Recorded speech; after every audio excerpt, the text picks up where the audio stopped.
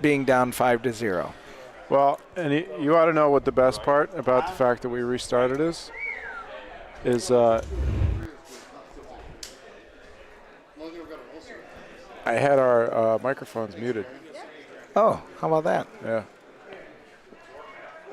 All right. You get what you pay for. Sure enough. They missed our joke. We had some good jokes in there.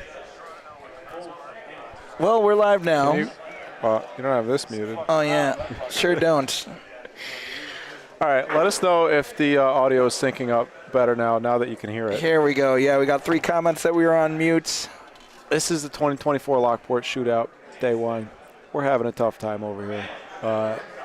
Hopefully all the issues are fixed. We just had to restart the stream because of, I think it was a Wi-Fi connectivity problem, and also I adjusted some settings with the computer, so hopefully things run a little bit more smoothly now. But thank you for sticking with us through those first 8 minutes. Wow, there's a murder hornet.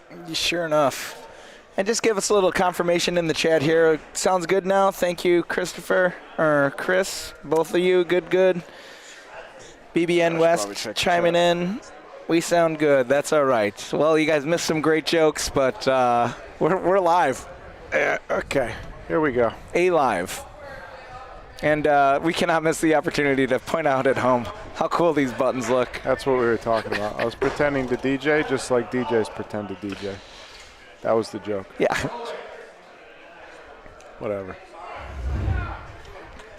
Okay, so. Quick recap here. For the 4th time. For the 4th time here, Bet the Field started real hot. That's a home team. They went up 5-0. Niles, Sons of Italy, settled down and scored 8 points in a row to go up 8-5, and then it got a little back and forth in the middle, and they just came off a big frame, catapulting them up to 12-7. They've looked really good. Monica, their lead pointer, has been really causing trouble, and the fellas are shooting real good behind her. So this is going to be a tough comeback here for Bet the Field. They're going to have a lot go right for them to score more points and win this game. I think it is the wind, because every time a breeze comes through, the cameras. But I hope it's not the wind. Maybe I think you might be right with the people leaning on the posts there. Yeah, could be. So as the venue clears out. Well, this is my first time in this area, and I don't want to make assumptions, but none of these people strike me as soft leaners. Yeah, that's a good way to put it. And again, this is a 4-person walk. That means 1 ball per person, per frame, and back wall is live. So you just saw that green point come off the back wall. That's really an outstanding shot. It is not dead. That ball plays. And the back wall live really changes the strategy that us Midwesterners are used to. But if you are comfortable with that, it's just like a good poker tournament. All the same teams are in the finals all the time, so there is a science to it. I just haven't quite figured it out yet.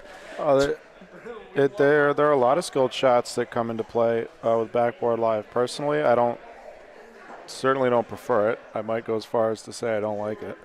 But you can't deny that the backboard live does, while it does forgive other mistakes that you can make, it also brings other shots into play. Spin shots off the backboard, 2 wall shots, banging it off the backboard to come back, hitting the backboard to rest, stealing points on the backboard, stealing points from behind. Not to mention how valuable a stick shot is here. If that Polino's in the middle, your ball's even 2-3 feet away, you might be shooting that one. Just because shooting the Polino back is no advantage, at least immediately. Maybe late in the frame it might be a nice steal, but you shoot the Polino back early, then you're just pressing your luck with the back wall. Changes the strategy quite a bit. Also, playing to 16 allows for a little bit more risky play, especially at the beginning of the game. Don't have to be as conservative because there is a lot of room for error. And here comes Monica from Niles, Sons of Italy. She's putting together a real good game. She came up to us before and said, make sure I look good on TV, and she's done that all by herself. You know, I was just going to say it smells like Jimmy Paisano over here, and I look over to my right, and sure enough, that smell is emanating from And what Jimmy is that the Bull. smell? It smells like some sort of hybrid. Smell more like auto.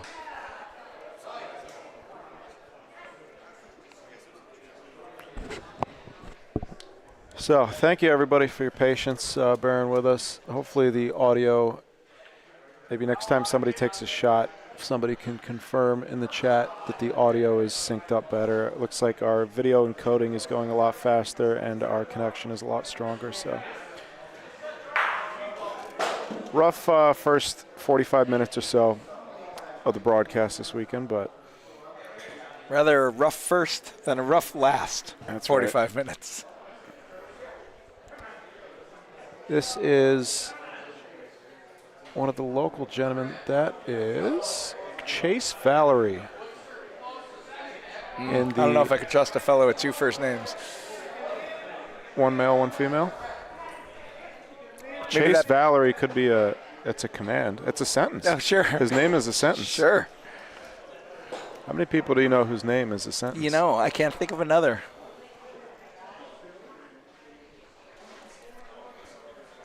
I'm trying to think now. You know. Chase, well, it's got, the first word's got to be a verb, right? Doesn't have to. One of the words has to be a verb. No, they don't. One of the words.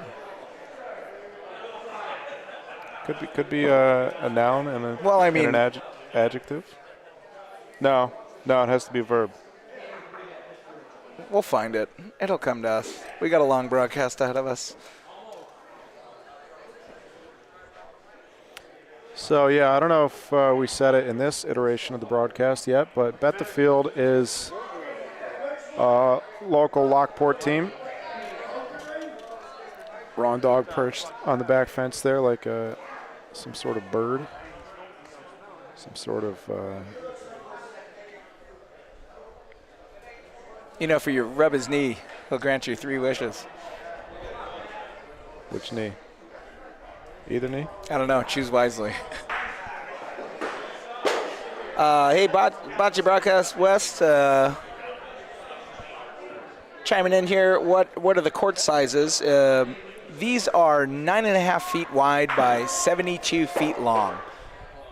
Looks like the shooting well's about 10 feet, and the pointing well's a little more, I think. about half that. Yeah, probably 12 feet.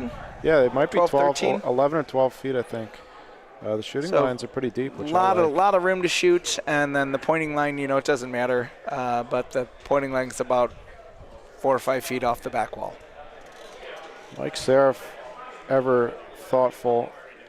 Going to replace our dusty Paulino here with a nice shiny new one so you folks can see it a little better at home. Third ball of the frame here for Niles, Sons of Italy. 8 calls it good. This is going to be the last ball for Bet the Field. And we have determined that the gold decorations on their shirt is not a lion nor a dragon, but that is a tiger. And I do like the captain's whites here on this fella. John Cavagnaro snuck around there, I believe.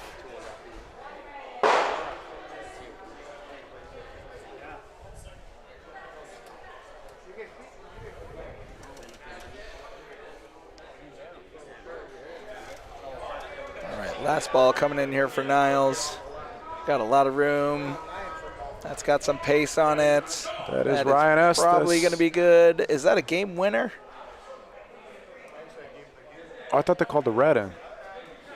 Maybe they did. I thought red was sitting point. Tough call here. Well, if we've learned anything in 2 games, that the best way to measure is stand around hovering over the ball for eventually a couple you'll minutes. figure it out.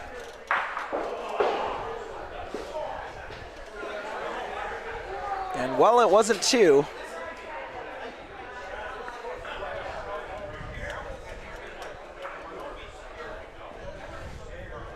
One green? Yep. Yes, sir. One will yep. do. Okay. That last one chipped in just enough. So red was holding. You are correct. What a gentleman, John, there going to mark up the score for the other team. I would never. Well, it's your home courts. You know, you got to be. You know, I am a class act on the hospitable. court, and I prefer to play that way. I'm a gentleman, but I will never kick your balls to the back wall, and I will never put your score on the board. Just know that. Depends how old you are. Depends how old the opponent is. Fair.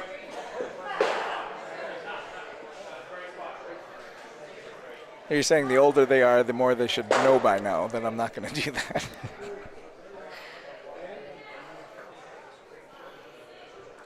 All right, let's get a good ball out here.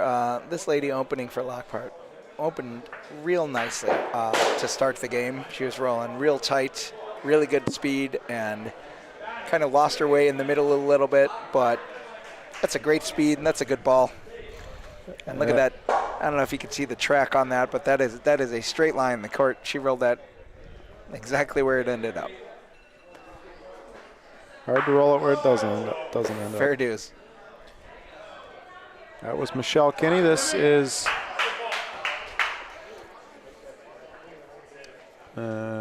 Jim. I think 5 Jim's last name. Well, I think he called Jim the other Gross. fella Jim, but that was on the previous broadcast. Well, there's a Jim and a Tim, right? So maybe that's Tim.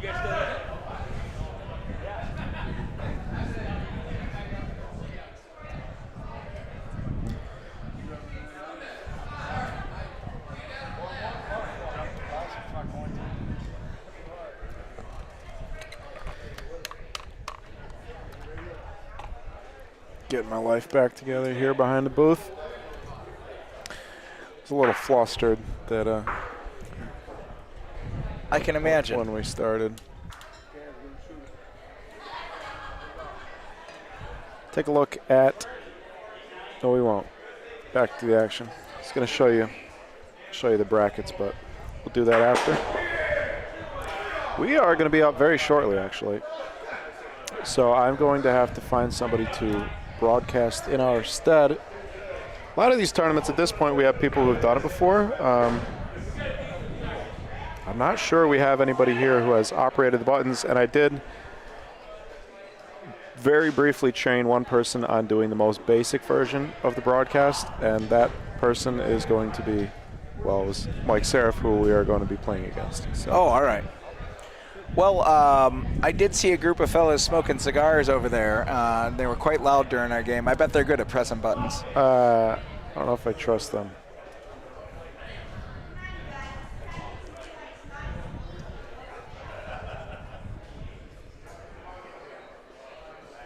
But they're definitely born to press metaphorical buttons.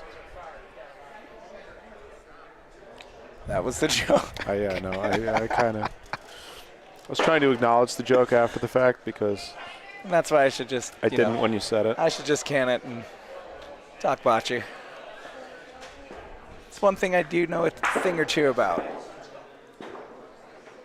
So these are, you're calling this stone dust, green stone dust? It's hard true. I just didn't want to explain what hard true was. Fair. So this is hard true. These courts are really nice. In my experience, I feel like these are just about as fast as an outdoor court could be. They've been manicured really well. They've been taken care of, and they're relatively true. You know, they've got their hooks and slices like any outdoor court's going to have, but they are predictable once you see them, and the speed is real nice. I ended up being long every time I forgot to trust the courts, because if you get down there and give it a little pace, that ball will continue to roll.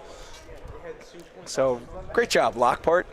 You've really taken good care of these courts. They're in really great shape. Quick look at our bracket before we have to go play. These are the 28 teams as we started the day. We don't have digital brackets here. It's just on a poster board over there, so not very simple for us to update and display as we're broadcasting. But this is how we started the day. You can see in that third tier there, Bet the Field and Niles, Sons of Italy, both these teams won their first game.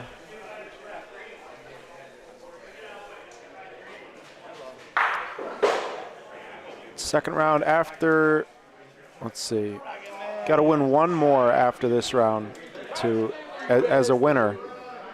In the winner's bracket, got to win one more game after this round, after the second round, to advance to tomorrow. Started out with 28 teams today. We're bringing 12 teams back to tomorrow. 4 winners, 8 losers. The winners will have a bye. About 4 feet short of Paulino for Niles, Sons of Italy, out of Niles, Ohio.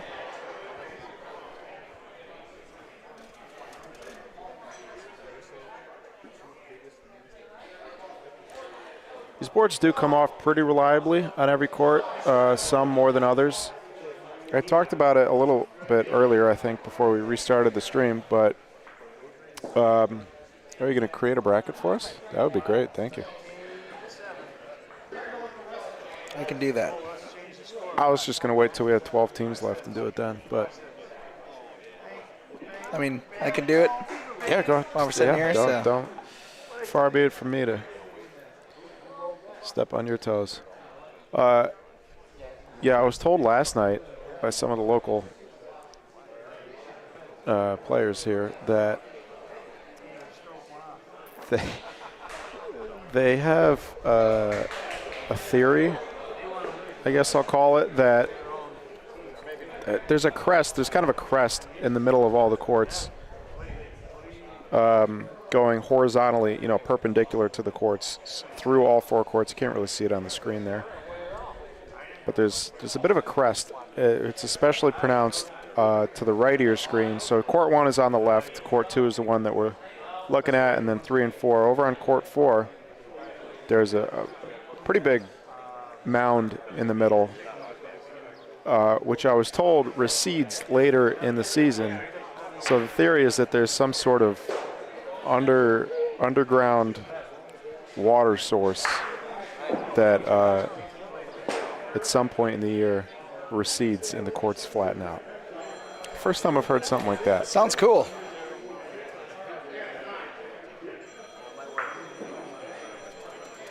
One more for Bet the Field, 15-9. Chip it away.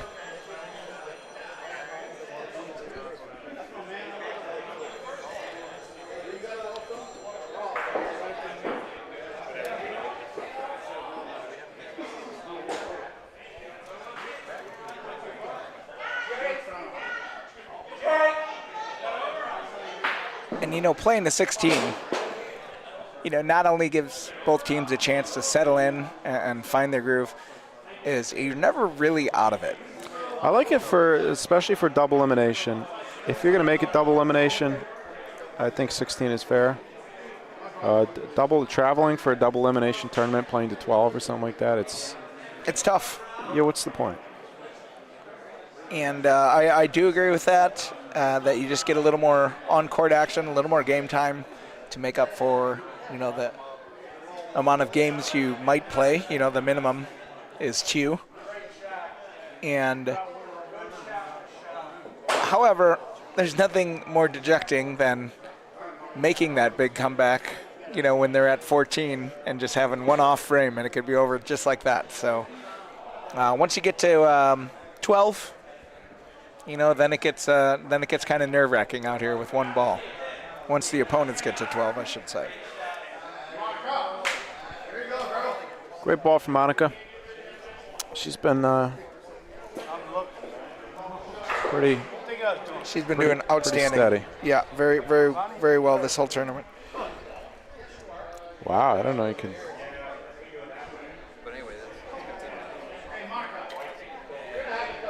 Watching Andy create this bracket, I've never.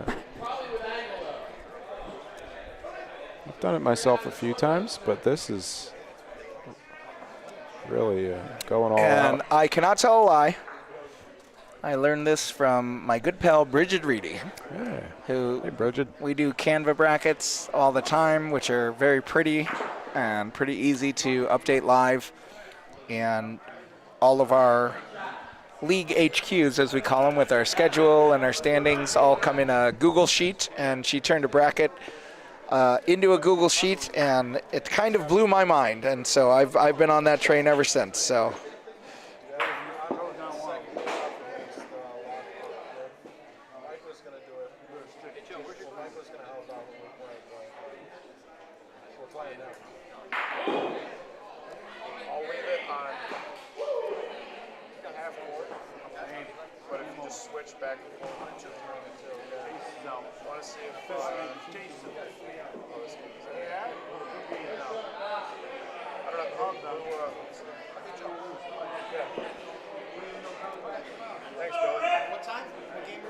Next game up now.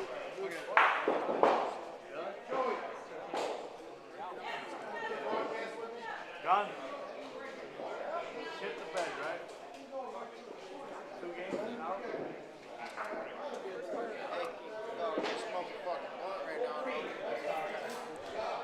All right. I've conscripted our replacements. Fantastic. I think that was the word I was trying to think of this morning. Niles, Sons of Italy, 16-9 over the local Bet the Field team. So Niles now needs to win. Oops, not that way. Excuse me. Thank you, Joe. Niles now needs to win one more game. Please don't start playing the Italian national anthem. Thank you. My hair looks extra poofy today. Like Art Garfunkel. Hey, how about that? One more win for Niles, and they will be into tomorrow in the winner's bracket, which will garner them a bye. Paul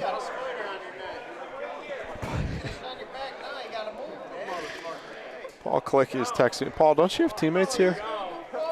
What game number are they on? I think they're calling 25 right now, Paul. Oh, I should probably text you back. I do love how many people know us and respond directly to us about, Text us instead of saying text stuff us in the and chat. things, Well, normally I wouldn't notice it because I have the stream, but I just happened to look texted over. TNT during the NBA playoffs last night about getting a different angle or an update, and no response. Yeah. Coming up shortly on our feature court, looks like we're going to have a Tokelana team versus another team.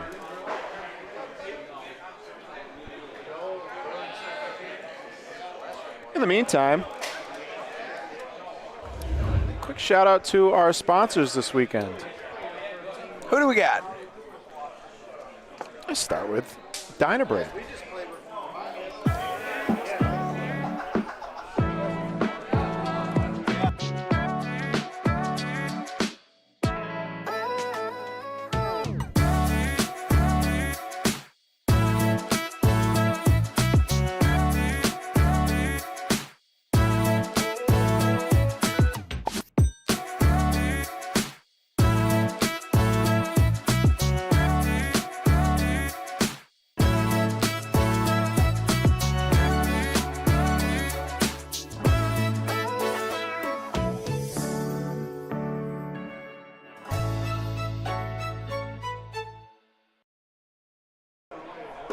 Dynabread, one of our silver sponsors this weekend.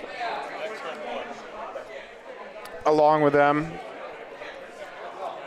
this weekend's broadcast is brought to you by, gotta sort through my reads here, Manth Manufacturing. Manth Manufacturing has been providing the highest quality precision machining, manufacturing, and finishing solutions to customers for over 60 years. Located outside of Buffalo, New York, Manth Manufacturing is a high-tech production machine shop deploying the latest state-of-the-art technologies to provide our customers with the highest quality precision machine components. Manth Manufacturing also provides full-service secondary operations, including heat treating, plating, and technical engineering support. Their main goal is to meet their customers' production needs and provide a collaborative team environment to exceed their expectations. Let Manth Manufacturing be your one-stop shop for precision machining, manufacturing, and finishing solutions today. To receive a quote for your machine parts needs, visit manthmfg.com. Manth Manufacturing, our other silver sponsor this weekend. A familiar face, the Wycliffe INA. Wycliffe Italian-American Club hopes you can join them for what promises to be a great summer at the club. 3 feature premier tournaments here. We got starting May 25th with the WIAC Memorial Tournament, sponsored by Orlando Donsante Previtt Funeral Home. I hope I'm saying that right. Sounds great. 54 teams will all be reaching for the belt. June 29th, the inaugural Lady Legends Bocce Tournament, sponsored by Formica Plumbing. That'll be 32 ladies teams vying for a chunk of the $6,400 purse. And, of course, last but not least, the big one, the Triple COB, the 40th annual Cleveland Challenge Cup of Bocce, August 23rd through 25th, sponsored by Serpentini Chevrolet. This one plans to be the biggest and best yet. Wycliffe INA says stay tuned to our social media pages for updates on all events. And this weekend's gold sponsor, the one and only Lockport Bocce Club. Lockport Bocce is the proud host of the Lockport Shootout this weekend, located on the west side of historic Lockport, New York. Our club has over 200 members, and we play bocce year-round. We are situated about halfway between Rome, New York, and Cleveland, Ohio, making us conveniently located for players from New York, Pennsylvania, Ohio, and Ontario, Canada, to reach our club easily. We've played bocce in Lockport since the 70s, and our beautiful courts are newly resurfaced and under an open-air pavilion. We have seasonal 4-person leagues for open, ladies, and couples divisions, and also play competitive singles and doubles leagues. Connected to the Short Street Patio Bar, it's perfect for enjoying bocce with some great food and drinks. We are always here, and you're always welcome to come out and give this great game a try. Visit our Lockport Bocce Facebook page for more information. Lockport Bocce. Thank you to all of our sponsors for making this smooth running broadcast possible. We'll get our scoreboard situated now. Will Bruder, what's up, guy?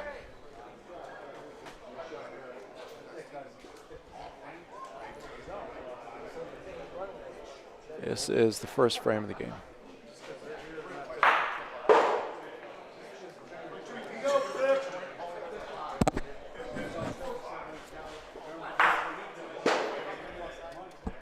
Everything's good. Backboard live. And Andy is leaving me. Yeah, we're going to get a better view on the balls from the other camera.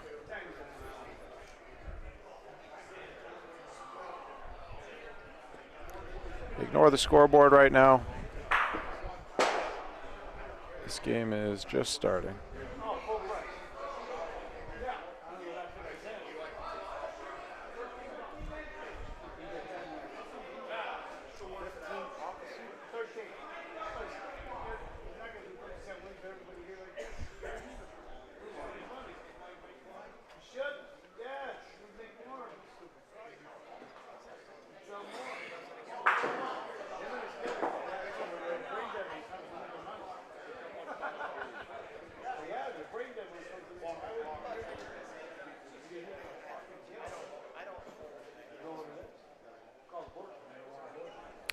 Matt, you're saying that was a loser's bracket game. That's interesting, because on the – it was? Well, this game is a loser's bracket game, but the last game, Matt's saying his brother's game was a loser's bracket game. I believe you, but if those two teams had won, they would have been – with how the bracket was situated, if those two teams had won their first games, they would have played against each other. So I assumed that was the case. That's interesting. That bracket should not work out that way, that if you win, you play each other, and if you lose, you play each other. But 2018 bracket, not the easiest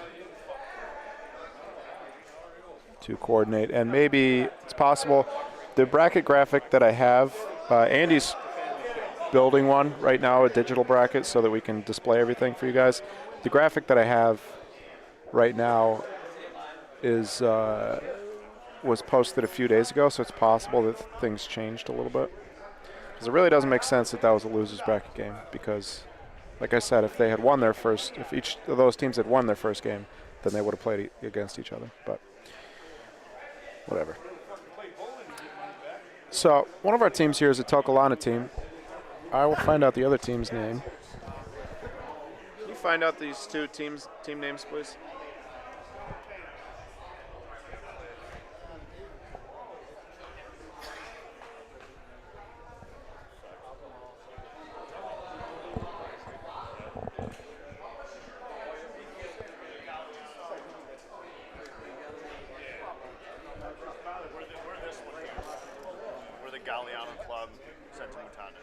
Okay.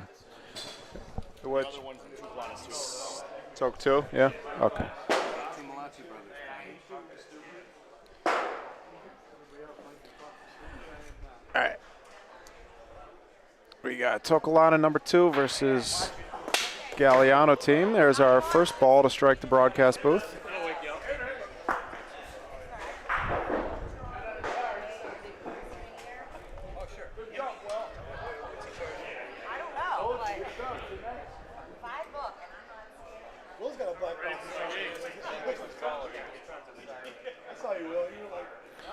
There we go. There's your scoreboard. So, 2 Rome teams. Tokelana 2, of course, representing the Tokelana Club, and about, I don't know, half mile, maybe a half mile down the street, the Galliano Club, represented by Senza Mutande, which I don't know what that translates to.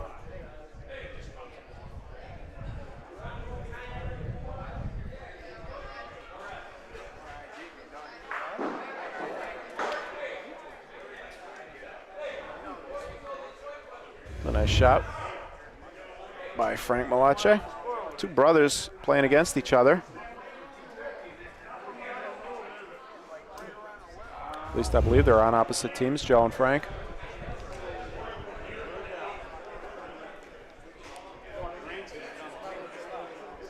Yeah, Joe's playing.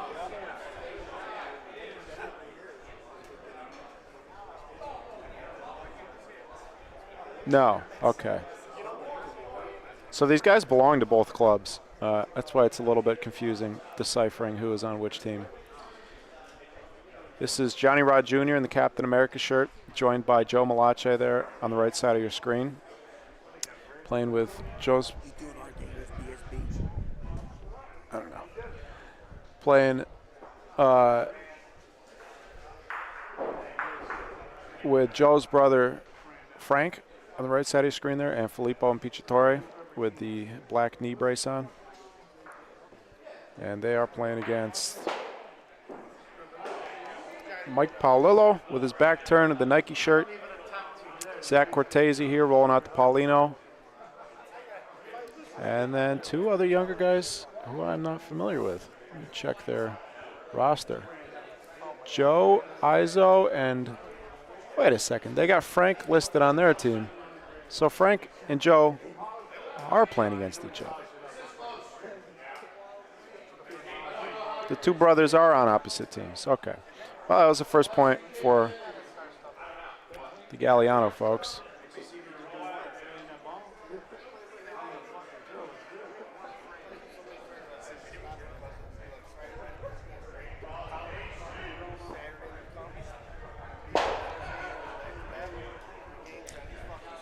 David. How you doing, David Sanders? Nice to see you in the chat. Sons of Italy and Sons of Columbus are 2 different organizations. Beyond that, I can't tell you what the difference is. Joe Malache.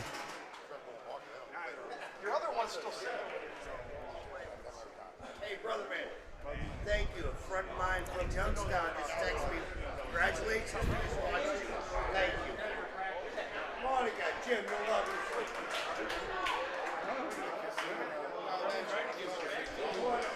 Okay, and now we're up. I gotta go play. So, tagging in for us in the booth is gonna be, well, Andy's already gone. He's over there digitizing the bracket. Sorry, losing focus here for a second. Yeah, I gotta play now, Billy. Taking over the booth is gonna be the one and only superstar Bocce player, hardest shooter in the East. Two of the hardest shooters in the East. Billy Barnett and Joe Peterson.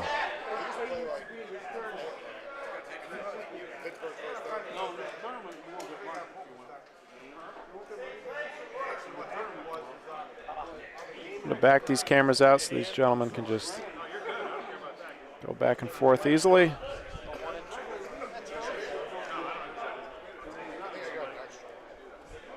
And I'm going to say goodbye for now. I got to go play over on court 3. Thank you, everybody, for tuning in. If you're not subscribed to the BBN, please click that subscribe button.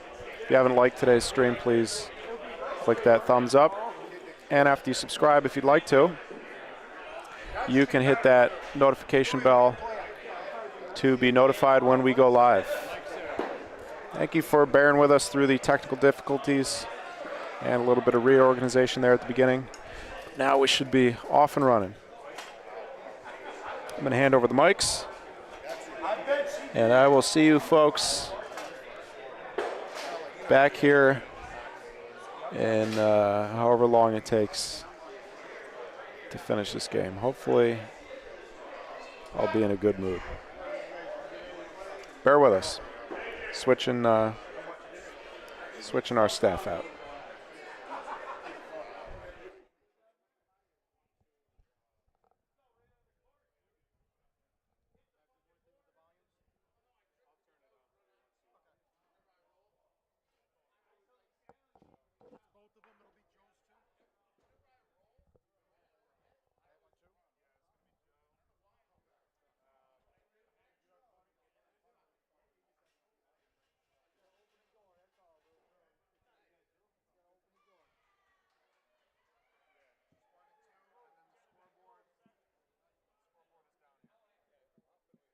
Okay.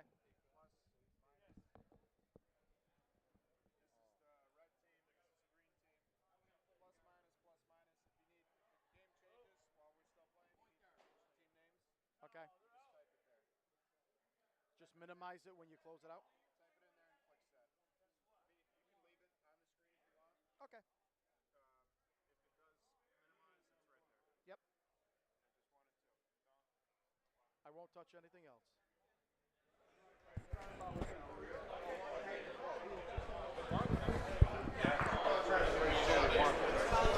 Perfect. All right, everybody. So we got a score of 2-2. Say hi, Joe. Hi, Joe.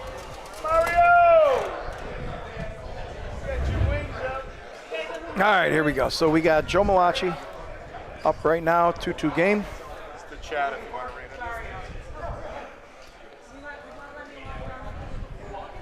And he's playing his brother, I believe, right? Yep, he's playing Frank. So we got a family affair. We'll see how that goes. Joe threw a great ball. Yep. Now his brother's going to probably shoot him out.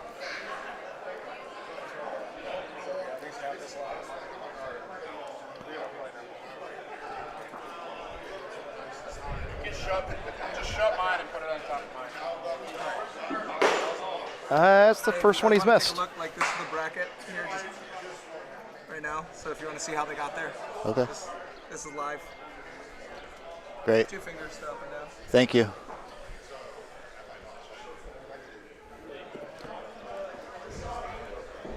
Thanks, buddy. That's a good ball. Might be a little short. We're going to see. So We're gonna listen later. Okay. let's see. Green's got 1. So I missed all that before. He missed the shot, I So see. I think he might have bumped him in for 1. I don't know if they have 2 or not. Sure, we'll find out here. So now you've played 2 games. Yep, we played 2 games. We won our first game. Fairly easy. We were all clicking pretty good. Second game was definitely rough.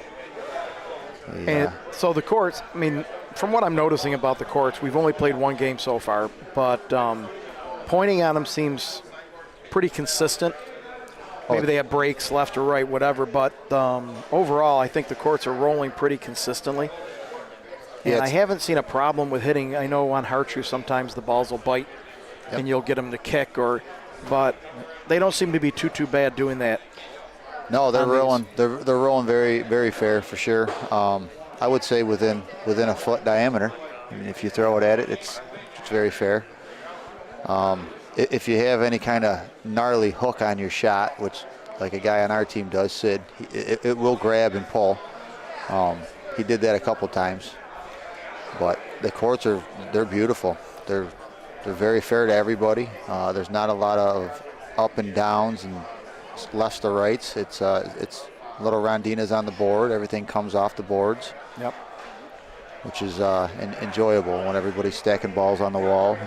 Really what you just want consistency. Whether it's a big break or not, whether it's fast or slow, it doesn't matter as much as long as you can be consistent. Yep. There's a miss. Had a big target. That's a rough miss. You gotta hit one of those. Yep. So we'll see what that was it. So it looks like it was. Joe was playing with Filippo, and I don't know the other 2 guys that are Johnny. on it. It's Johnny Rod's. Johnny Son. Rodriguez, Hot Rod's son. Okay, yep. And then the other kid's name I can't remember. I think it's Paulie Klickia's nephew, maybe.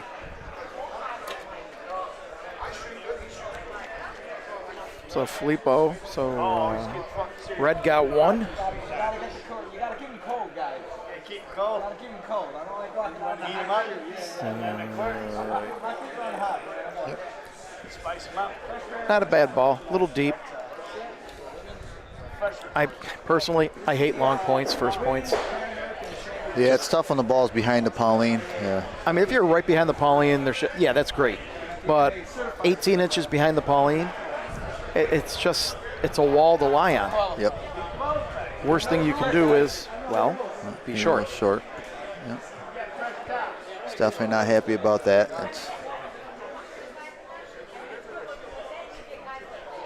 I think we've learned after all the years of playing that this really is a pointer's game. Absolutely.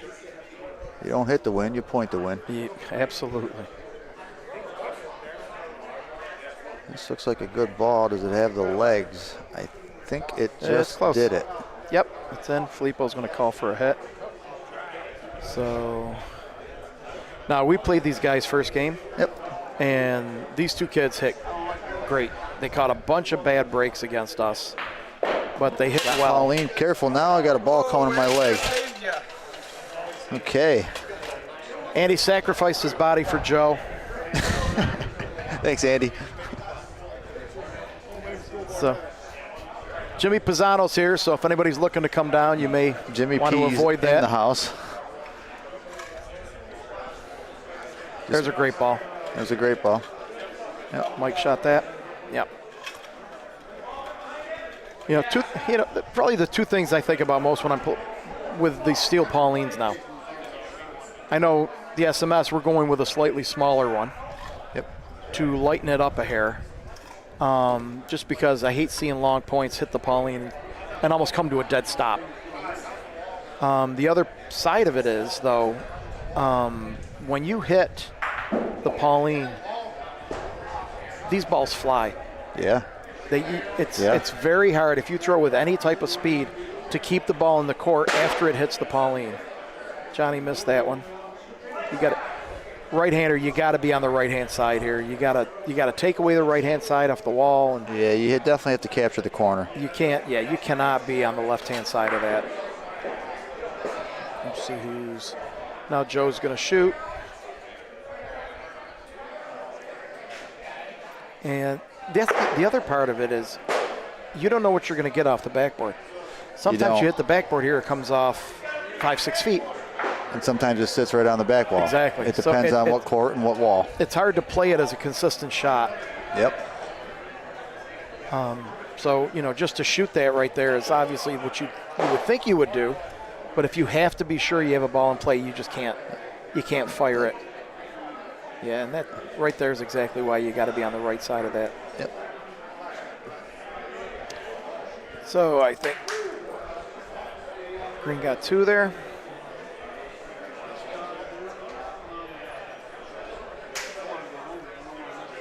Four to three. 4-3. And these games are to 16. They're a little bit longer. They're enjoyable.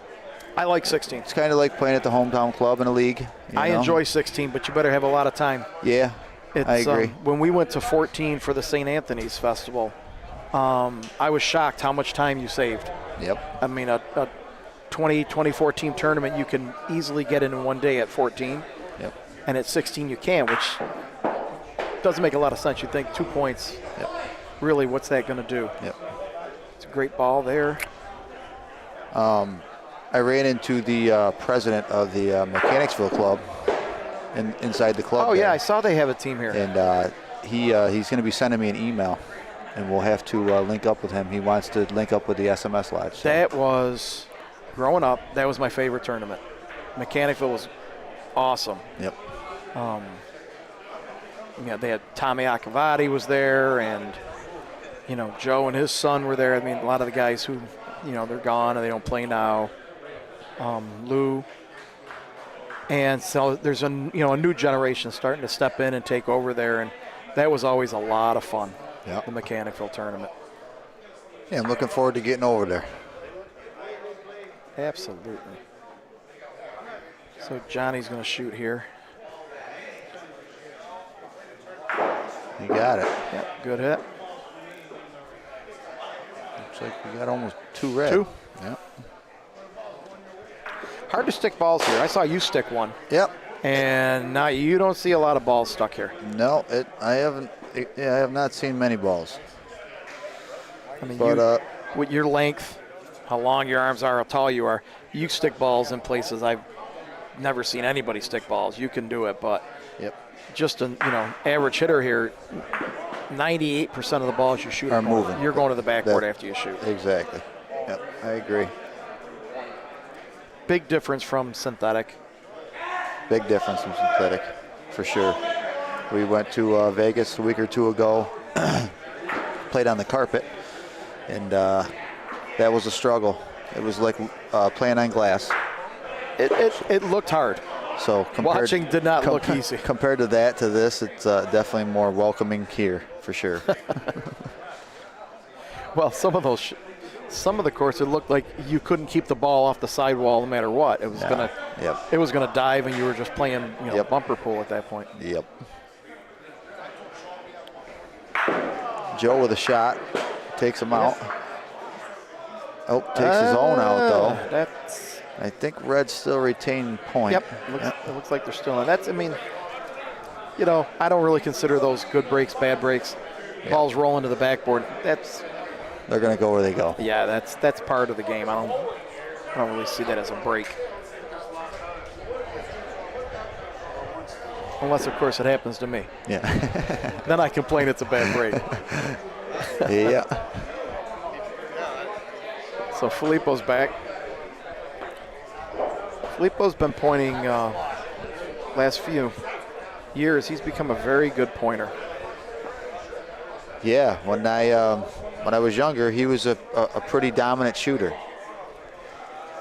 And over the course of the last 5 to 10 years, he's really become a great roller. Yeah. I've watched him play a lot. Him and Joe play well together.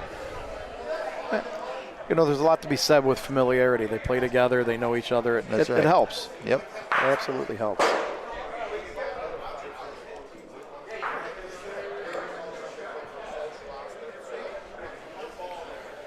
So this is really the kickoff of, not really the kickoff, but it's still the very beginning of the actual bocce season. Well, we're outside playing. Yep. The weather is very beautiful. It's about 70 and a little breezy. Yeah, comfortable. They did it. They have here what we hope to have in Seneca Falls. You know, they have a nice facility. Correct. They have the heater units in here so they can use them in the wintertime. They wrap it in, but in the summer you can unwrap it and still be outside. So Absolutely. it's a nice model. We're hoping we can accomplish that. What a great ball. That was That's a beautiful perfect. ball. We'll see. Yep. Bocce's becoming a year-round sport. The Ohio guys have done a phenomenal job in promoting it out their way, and thanks to the BBN for promoting everything and putting it on film. And well, I mean, this has changed bocce, in my opinion. it's been a great, it's been great. It really has. The ability to watch other guys play. I mean, I'm sitting at home watching bocce, and Yep. you know, two people playing in Wisconsin somewhere. I'm like, am I really watching this? But if you play, you It's enjoy interesting. it. That's right. And now with all the new circuits opening up and stuff, it's making it very interesting. You can find a tournament every weekend if you wanted to. Yep. Absolutely. Which is a great thing It for is. the bocce community. It is. You know, and then Michael's trying to develop something here like this early on. And Yep. I think this is, if the sport's going to grow, I think this is the kind of thing that's going to Yep. vault it into a much larger realm. And I applaud him. I applaud him for, taking the bull by the horns and investing his own money and time and all big the things. investment, You know what I mean? big Like, investment in time, big investment in money. it's- This is looking pretty good. Has he got the legs? I don't think so. Hair short. Yeah. Oh, it is in. It's in. He said it was in. Those are the shots that win you games. That's right. You put it in front of their ball, you're down balls, you're looking to give up a big frame, and there's a very good chance he's either going to hit Pauline or take the ball out with Green. And he missed everything. That's frame savers. This is the difference between, going down 7-4 and maybe going up 5-4. Oh, Great he got shot a by good Mike. kick. Yep, Mike had a good shot.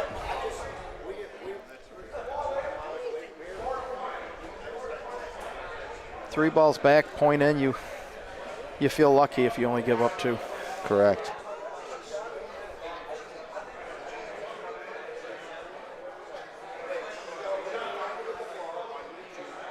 Good ball. Two green. So let's see. We have, I'm being negligent in my scoring duties here. I only heard one thing. Miss me. They should give me money. 6-4 game. 6-4. I'm writing them a letter. Joe, they have hit the bottom of the barrel asking us to do the games. Yeah. We're just talking about what we're going to eat later and what we drank before. Not a lot of bocce insight coming out of this crew.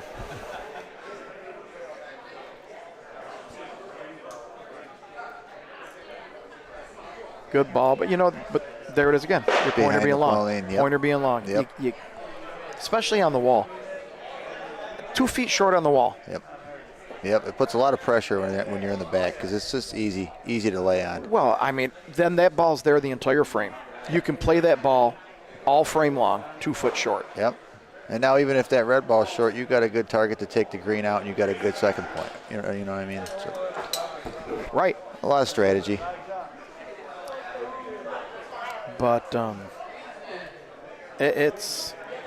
that first point is so important. Another good hit. So he made a good hit, Yep. but now Green has a 3.5 foot point. Yep. At half court, they're going to beat that 4 times. Yep.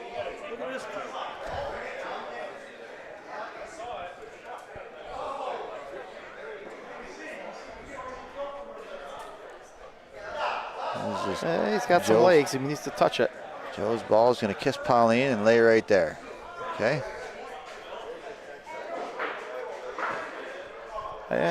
If he didn't catch that, that might have been gone. It would have been close.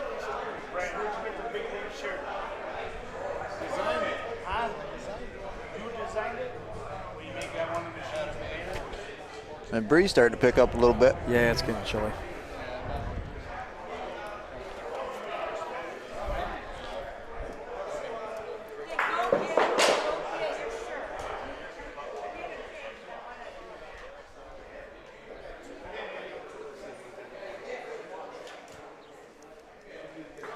So what I think they're talking about here is shooting Pauline down.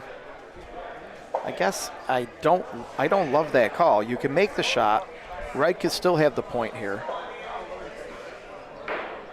And there you go. And you called it. Red still has the point. Yeah, it's a very inaccurate where it's going to go. You don't know where it's going to go. No, and pulling it off the wall. And he's shooting it off the wall, or he's shooting it towards the wall. So the chances are, it is going to go to the left. Yep. If you're going to do that shot, you got to shoot it straight up and try to hit it straight back. Correct. It's a hard shot. Yeah.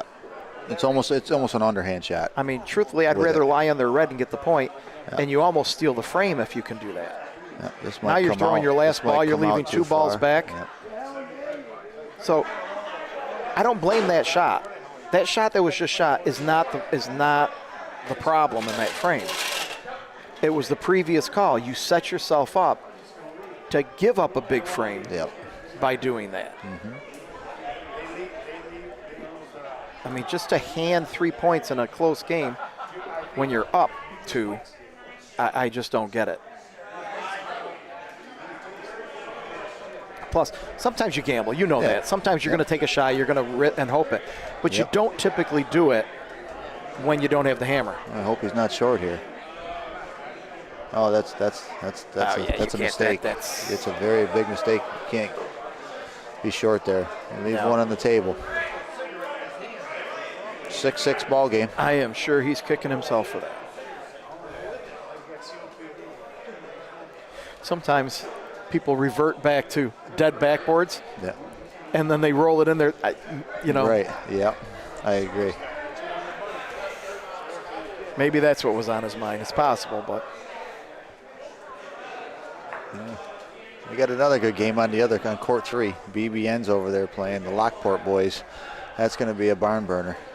I believe whoever loses that game is out. They are. They both have a loss. So that's a high stakes game right there for both teams. The local team lost to Stewie and Nick Capagreco, what they call it. Big Shot Bob or. Yep.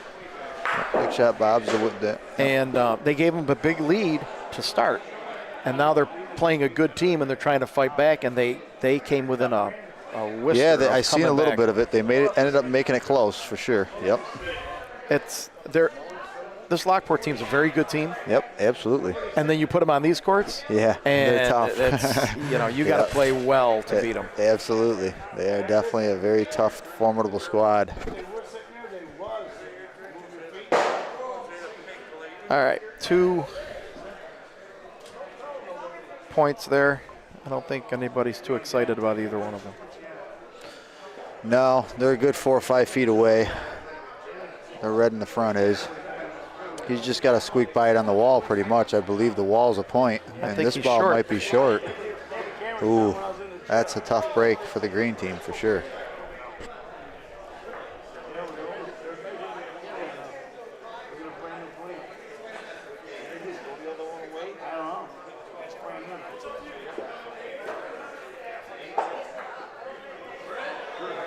That's a better ball right there. There you go. Yep. That's a perfect ball. If he hides it, that's the perfect ball right there. Well, I would say. Don't even try to pick it. Just hit everything and let it go where it goes. That's exactly right. You're up a ball. Yep. Now I think you fire at this again because of this red ball on the back wall now. I don't think you're beating it. Right. You can shoot it. You can get 1 out of it. You could get 2 out of it. He's going to roll and try to cover up. He's going to roll and try to cover up. That's not a bad ball. That's actually really good defense. See if he can hold him to 1 here. Nope, that's a good ball. I'd like it on the other side, but Yep. you know, sometimes you can't control that. There's some breaks on the side walls here. This ball should come in nicely as well. This actually might beat the point. You're right. Oh, great ball. Got to take away that line. 2 green. 2 green.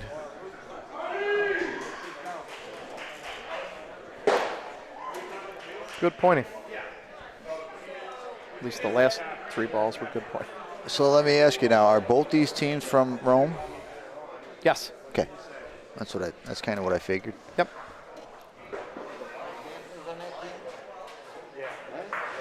A lot of Rome teams this year. Yeah. I think Mike or someone told me that there was 7 or 8 Rome teams here. Well, if we consider your team a Rome team. Yeah, absolutely. Yeah. Yep. 1, 2, 3, 4, 5. Couple hybrids, but yeah, Rome guys. Yep.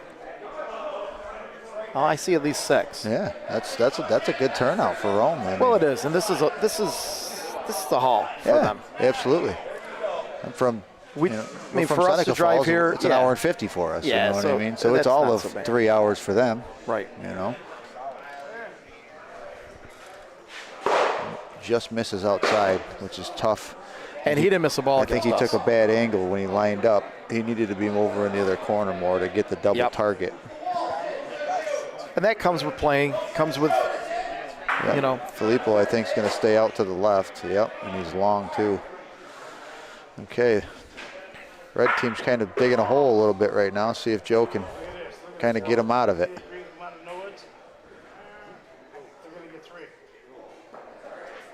They're going to do their best to cover up.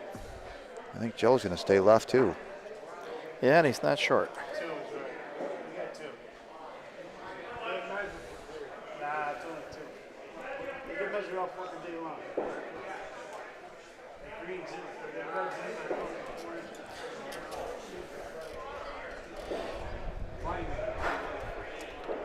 That's a much better line. You know, there comes a time when you're covering up or when you're just when you're down balls. You got to be on the right side of the Pauline, the proper side of the Pauline. You got to be in front of their ball. Even if he beats it and he's out to the left, that's an easy hit. Exactly. But you beat it on the right, you give yourself a chance to burn another ball going through. So, I mean, these are the 1 or 2 point things in a game that could keep you in a game. Or take you out of it. Right.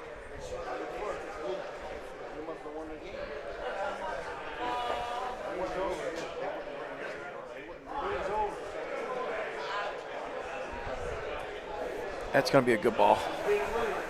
Yep. It's a great ball.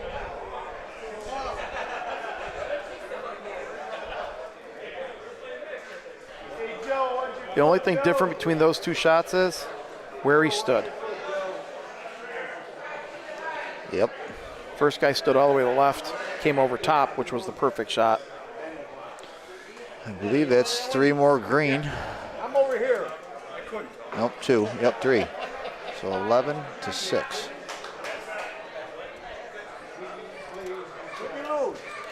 I would definitely call this a bit of an upset if this continues. From what I understand, it's kind of a rubber match, so to speak. They've been dueling it out all week in Rome. In Rome, these 2 teams. So this should settle the affair. Bragging rights in the Malachi household.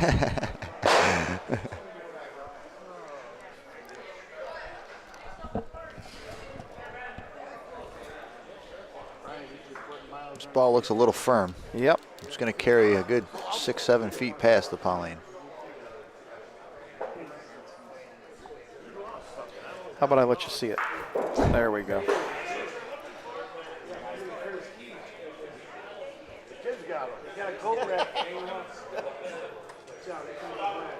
Yeah, this is Filippo needs to capitalize on this. Yep, There he does. Good ball. Put a ball. I mean, they're going to have to point. They have no point in. Correct. It's your opportunity to get a double hammer if he doesn't beat this. Mm-hmm.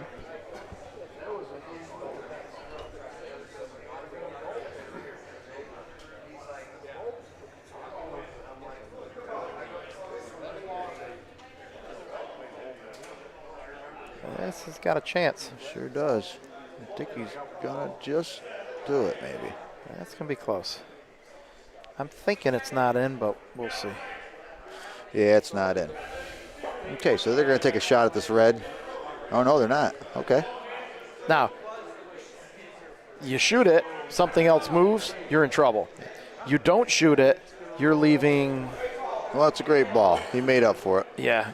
So now that ball is hidden. That is a great ball. So what do you do here? You try to pick it? You take the chance of a miss with a double hammer, or do you shoot the front one? No, red has got 3 balls back. I like shooting the front ball. See if you can get it square. If you can get it square, you might be able to peel them both out. I'm with you. Yeah. Don't take. I mean, I might take an angle in case I miss it right. I can still catch them. Yeah. Yeah. But I think you absolutely have to move the front ball. Yeah. If nothing else, and I don't think you're trying to pick it just because of the fact that you'd have to take the angle to where it would put your red ball in jeopardy. Or it puts the Pauline in play. You're right. If you hit it. Yep. No, I'm with you, Joe. I like shooting the front ball. Yep.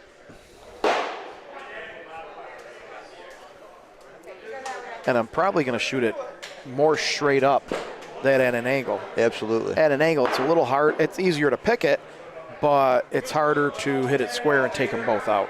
Yep. He's going to take a shot, but he's at an angle, so I don't know what's going to happen. And we'll see. He can split them here. Oh, he got the one pretty square. It just didn't take the other one out. So, okay, they opened it up. Now at least they got a shot at this ball. There you go. And if it goes clean, your red is still a good point. You're forcing them to beat a really good point. Correct. Johnny's been hitting good. He missed that one. Yep. All right. So is that red's out? Yep. Oh no, red got one more? Yeah.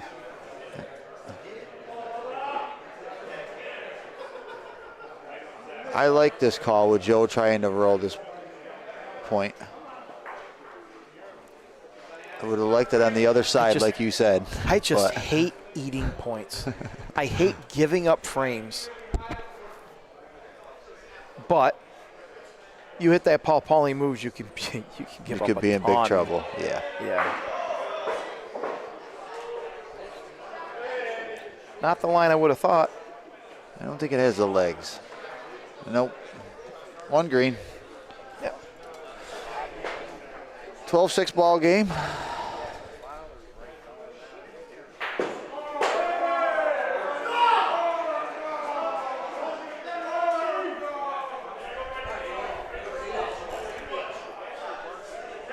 So 12-6. At this point, do you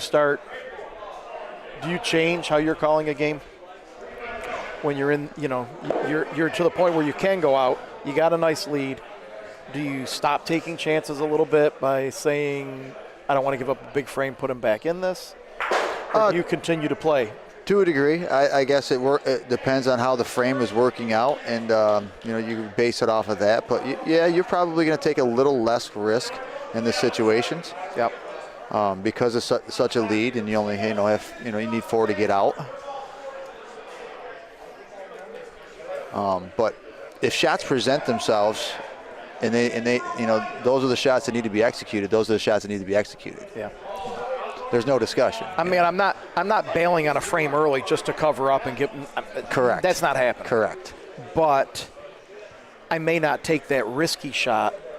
Exactly. Where I can get 2 or give up 3, or I'm not going to put him back in the game with a bad break. That's right. Yep.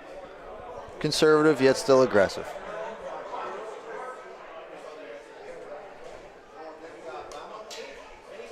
See what he's got. I think he missed it. Yep, he did. I don't know. Watching guys hit on hard true, I see more misses than you used to see on stone dust, and I just think it's partly the court. If you have any spin or you have any, how it turns your how the ball lands. Yep. Sometimes it lands and kicks and bites, and sometimes it skids and stays straight. There's a bit of a crapshoot to it, but this is a great ball. Yep. That's a great ball. Wow, beauty. That's a great shot. Force them to get some balls out of their hand, even if they're shooting. That's fine. Yep. Maybe you catch a break. And he did not catch a break. No. Took his own ball out. So. He had 3 or 4 of those against us. He'd make a good hit and Yep. didn't catch the bounce, didn't catch the break. And like I know, luck is a good portion of this game. If everything's equal, luck wins, right? That's right. We've all been on both sides of the fence too, so. What do they say? Sometimes you eat the bear, sometimes. That's right. Bear eats you. Bear eats you. That was my last game. The bear ate me. So Red has an advantage in this frame. Yes, they do. And what do? You throw it deep. You're long on your point. I think that's point, if I'm not sure. So if he's 2 feet short, this hit is just a hit. He put his ball back. Anything takes out that red, you're giving up 1 or 2. Oh, it looks like he's going to shoot here. Should shoot. He's going to shoot that green. Pauline's fine too. Well, he got the Pauline. There you go. There's 2. That might have gave him 3.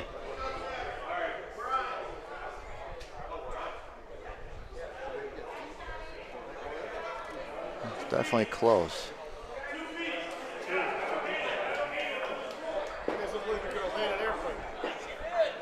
You don't want to ride with us, Pooch. Let's see what they ended up with. Oh, just 1. They got away cheap. Okay, yeah, they did get away cheap. But, I mean, those are the things. You got to see that. You got to see you cannot hit Pauline there. Yeah, and shooting that last ball is always a. You never know what's going to happen. Yeah, you really don't know what's going to happen. You think you know because you know what you're trying to do, but yeah, I mean it's one of the stickler points to me is you really don't shoot that last ball. If it's absolutely for game or something like that, a special circumstance, that's one thing. But for 90% of the time, you don't shoot that last ball. You just try to roll and beat point or cover up and give up 1. there's a great That's ball. a great first ball. Well, and that's the thing. I mean, I see guys shooting with the last ball, and they have the point. Yeah. That's when you start. Now you're taking a chance. Yep, now Great you're taking hit. a pat. Yep, great hit. See if he gets lucky. Nope, didn't catch the break. Green's still in. Well, you know what? With dead backboards, this is a different game right now. With live, assuming you know what the backboard's going to do, this is an easy shot. Yep, and Filippo executed it perfectly. Yeah, that was a great shot. I don't know what this backboard does if it flies off like some of the other ones. We played on this court first, and yes, it does come off. So if you pound it, it'll come way out. It'll come out. If that Pauline's frozen on the backboard, that may come out too. I don't know. Yeah.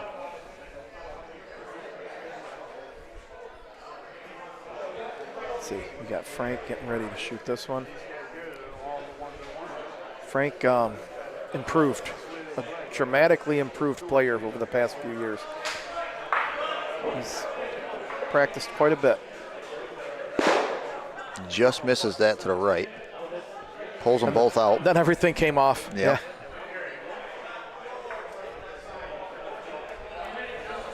Now, I know the backboard's going to come off, right? Yeah. So Double banking it? No, I'm shooting behind the ball. Okay. Yep. I'm coming in from the right. I'm going to shoot in from the right. If you shoot to the left, you're just going to come off. Yeah, I like the double bank and maybe try to nudge theirs out and yours lay there. Do you think it'll stay on the backboard enough to be able? It will if you roll it. If you just roll for point. If you have any kind of velocity on it, no, it's not going to hang around. It's going to move around for sure. Because you could almost miss that green to the right if you shoot it from the right-hand corner. Miss that green to the right, it's going to walk down the wall. You may be able to bring that red out from behind it. That as well. Yep. But it also depends on what kind of shooter you are. Do you have spin on it? Yep. If you're a lefty or a righty. Yeah. Well, lefty. Yeah. That's an like we had one shot to where I could have we needed a left-handed spin. Well, I'm a lefty, so I have the right-handed spin. You know what I mean? So Yep. it was a little more difficult shot. And we went a different route. But I didn't hate that call, shooting ball. yep. He actually made a good shot, and things just didn't work out. It didn't end up being the way they wanted it, or caught a bad break. Correct. But it's not a bad shot. This ball looks like it's going to hunt in there, and it's going to actually. Too hard. Just too hard.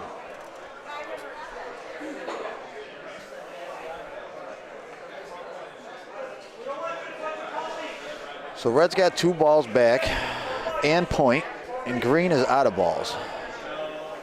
I mean, it's backboard speed. Just roll a point in there and don't overthink this. Here comes Joe rolling in for point, and that's exactly what he does. Puts it right there, and Perfect. Red's laying 2. Just don't overthink it. You could touch any of the reds, touch the Pauline. Nothing matters if the speed's a manageable speed. Oh, don't come up short again.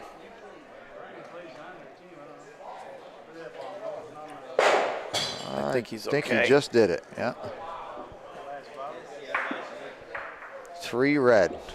So 13-9. All right.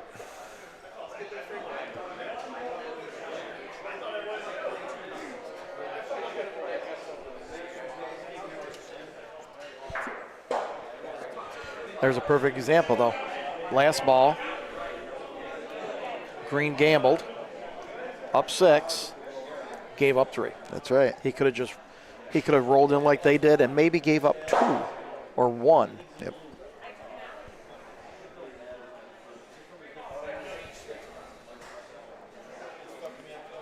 That's a good first ball.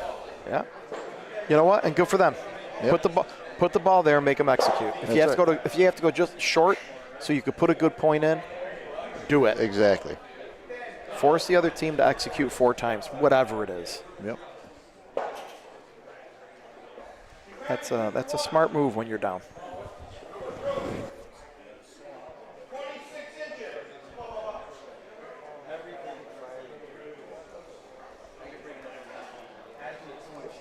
Let's see what he does here.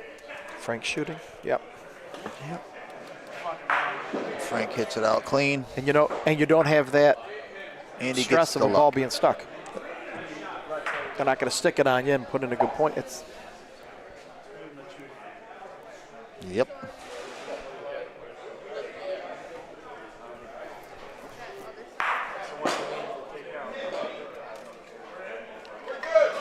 So I know you or me at this point, we're 13. There's not even any thought about this. We're shooting the next 3 balls. Absolutely. It's just all we got to do That's is just because we have shooter mentality. all we got to do is keep one of them off the backboard, and we're good to go. Well, I think that's what they were trying to do, but unfortunately he didn't Okay, execute so it. here's a perfect example. What do you do? Now, if you're Green, you have to 13-9. You're up 13-9. You got nothing. you have to cover up. You've got to put one right on that red, in front of that red. But I will tell you, Jose, who we all know is the best player in the world, he's shooting this without even thinking. Yeah, He's because assuming he's going to stick it, that's or he's right. shooting Pauline.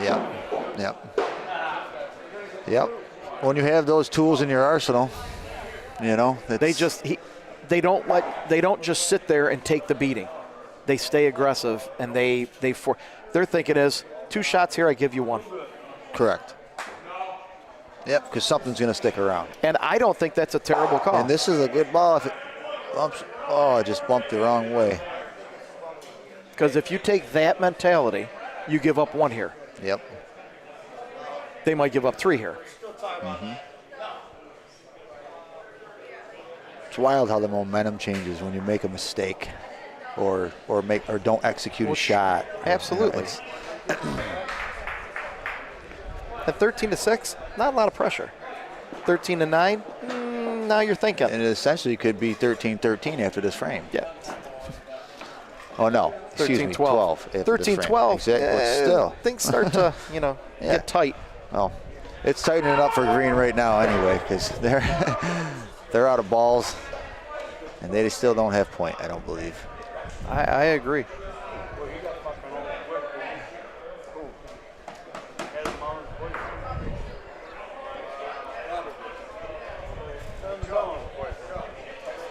So red's in, I think they said. Yep, red is in. 2 balls back. It's 7-3 in that BBM Lockport #1 game over there. Who's ahead on that one? Lockport is ahead right now.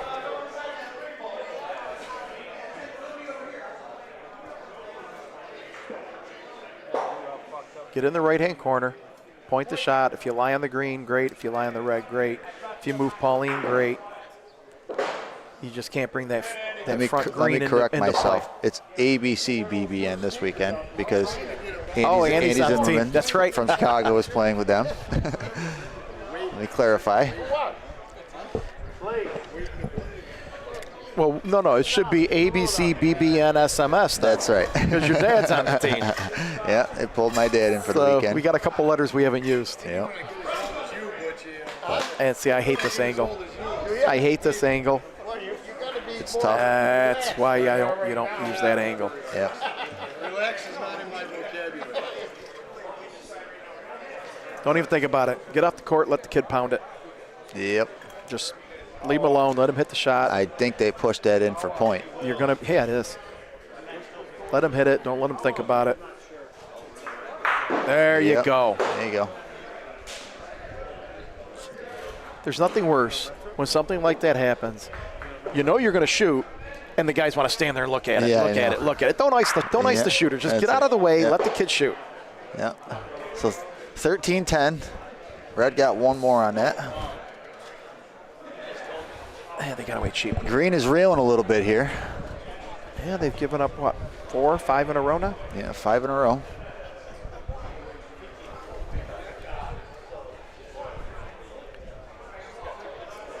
Well, and eventually Filippo's going to be on top.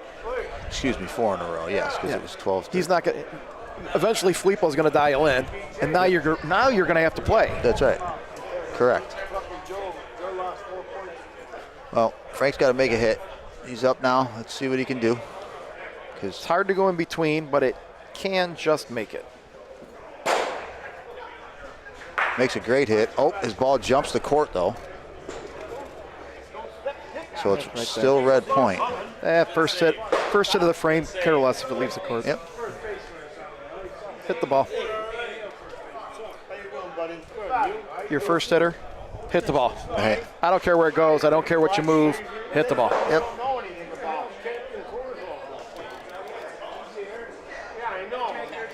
Let's see. That's a good ball. That's perfect. Yep. It's a great ball. Hey, where's your sister Adam? Shannon. This is a big hit. It's actually the angle. If he catches Pauline, he's going to be out of the court.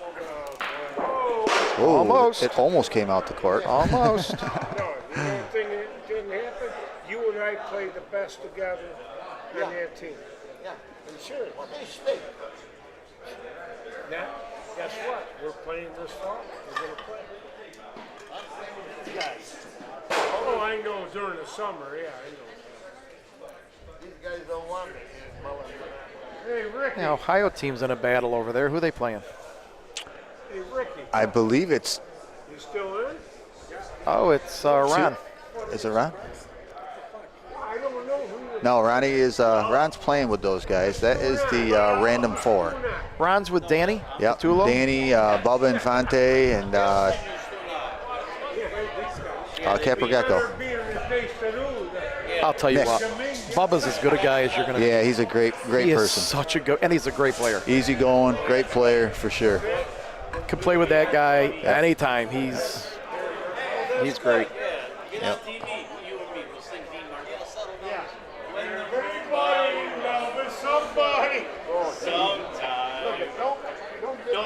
Let's see what Green's going to do here. This ball looks like it's going to be a really good Green's ball. got a chance to own the frame right here. And there you go. Yep. Don't just get the point. Yep. That's going to bring. I can't. My knee. I had surgery. I know you did. You got to shoot it. Johnny up to shoot. We were playing during the winter, and I remember. All 3 year knees. 3 years. Johnny's going to hit this ball right in the middle. We won it when Gilly was there. I got it. He's got this. He got it right there too. Oh, he almost got Pauline with it. Yep.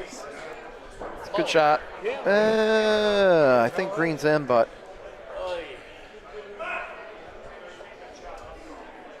they're liking red. This will be interesting. Now this is a big measurement. Yeah.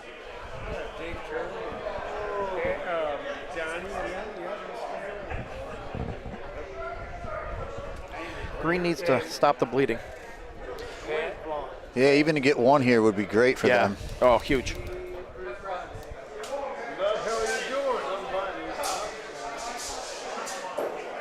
I mean, this is what you play the frame for. You have the hammer. Yep. You make your hits. You get your point here.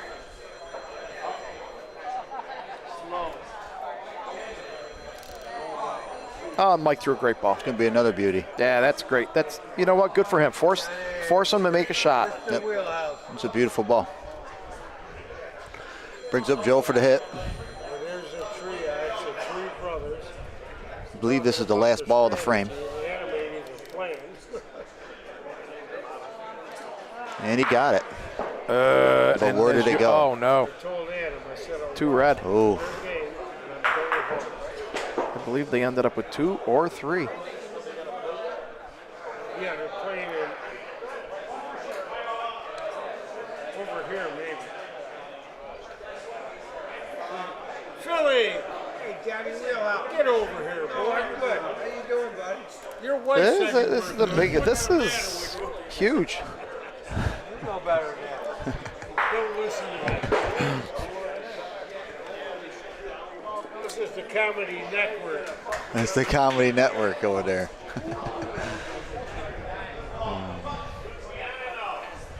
All right. Look out. 13-10, we got balls over here flying. Good thing I got all this electrical equipment and monitors to block it for us. Hey, Nick. Let's see. What's the number? Nick. You guys are giving us a great game, Frank. Ratings are through the roof.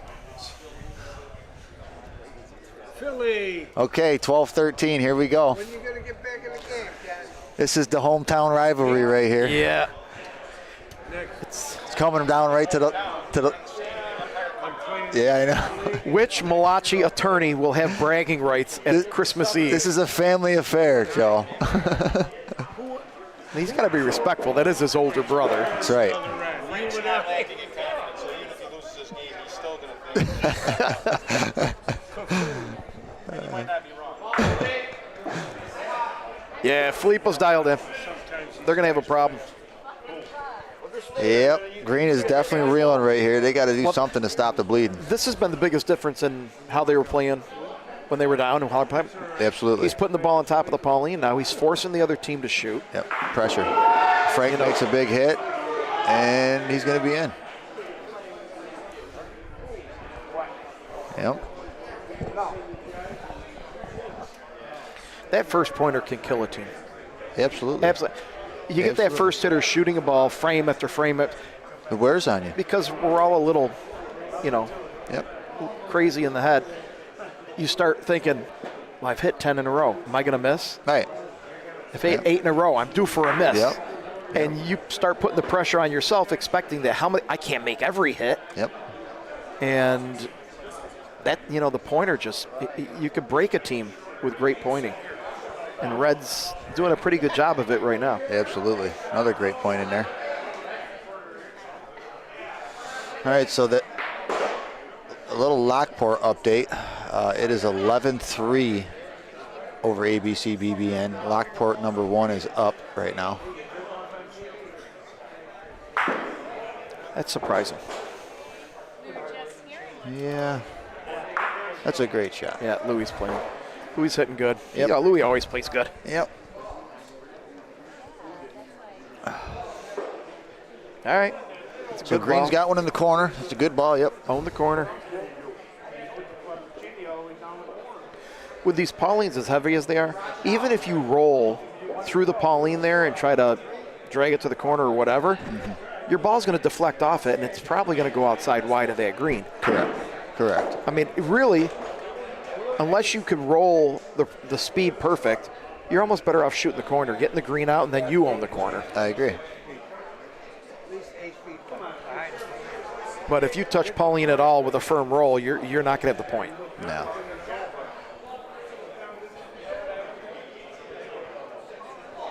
Right. Nick, right. Maybe 10. So they can't shoot it down? Yeah, I like pounding the corner. You do take a chance you hit nothing, it's going to come way out, but that's going to be hard to get in there. Yep. Just put the green ball on top of They're having a discussion about it. down, like Nick said, 8 feet down.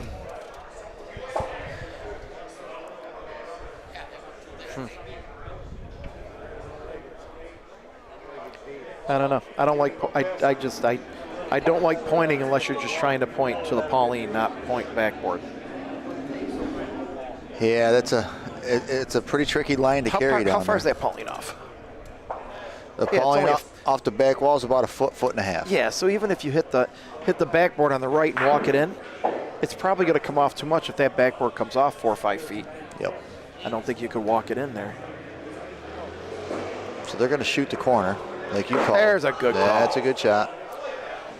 There you go. Yep, The now next ball should be. Well, now you force them to use their last ball too. Well, that and So- it's probably not going to be a harder point to beat than that one just was. Correct.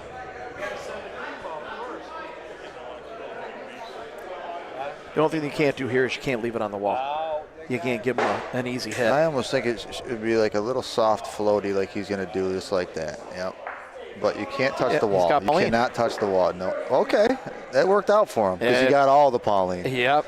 But it could have very easily ricocheted off there. But great, nonetheless, very good shot. Shoot ball. And I think Red's option now is to shoot the ball. Now, these courts, the sidewalls are not a consistent thing, so I wouldn't shoot this off the wall, I the agree. sidewall. I agree. But if you're playing somewhere like Waterside or Molisani, I'm shooting this thing off the wall. It gives me a bigger target too, That's right. coming in on Pauline or Bocce. Because you're trying to clip it, because you want to carry back to the corner with the Pauline. Right.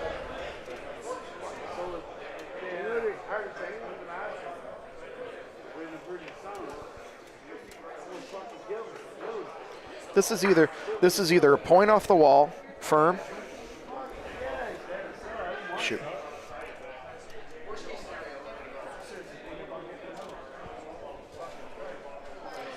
This is either a point off the wall, firm, catch ball or Pauline for a point, 2 feet long, Yep. or you shoot the ball. I mean, it's red. I'm shooting this ball. I'm Yeah, shooting it. I definitely like a shot. You could get 3. You can get 2 out of this. Well, I mean, with a even little if bit of a break. you could miss it to the right side, and it could hit board and come back and kick it out and still have a point. I mean, That is true. You have to get a little more of an angle, right? and then you do take the chance of hitting the green to the left. Correct. But I like lining straight up, aiming right side or left side of the botch. It is.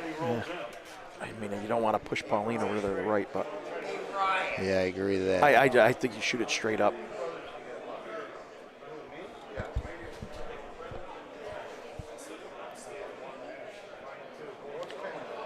I don't know. Pauline moving to the right is a scary. I mean, you lose game. Oh yeah. Yep. Or as you come a firm point, probably, I don't know, maybe a couple feet past that red ball. Firm point, if you catch it. If you catch Pauline, if you catch Botch, either way, you're going to end up with the point.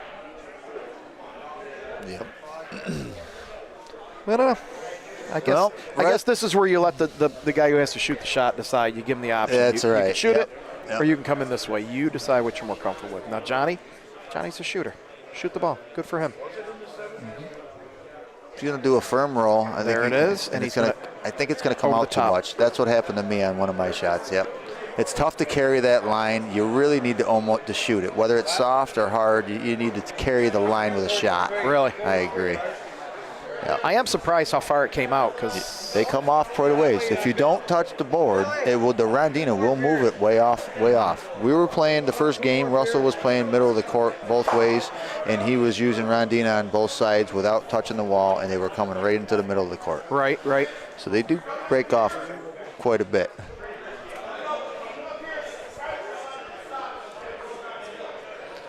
14-12 ball game.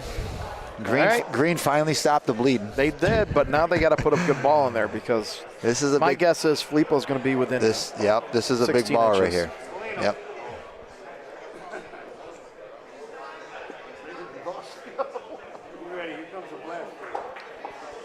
It's not short. Good ball. That's a great ball. Perfect. Beautiful. Doesn't get better than that. That's about as good as you could do, right? Yep. So Green puts the pressure back on Red. Got the young gun up. Let's see what he can do. I can see that Pauling landed up right in our lap. Here it comes. Good hit. And he actually knocked the green ball out of the court. There's nothing better than that. That's the best when you hit their ball out of the court.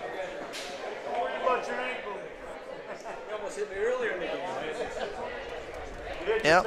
Shoots ball out of the court, and now he has a 1 foot point. That's a great shot. Good for him. Hey, that Great was shot. It's a Great tight shot. game. He had a small target, and he made a great shot. Yep.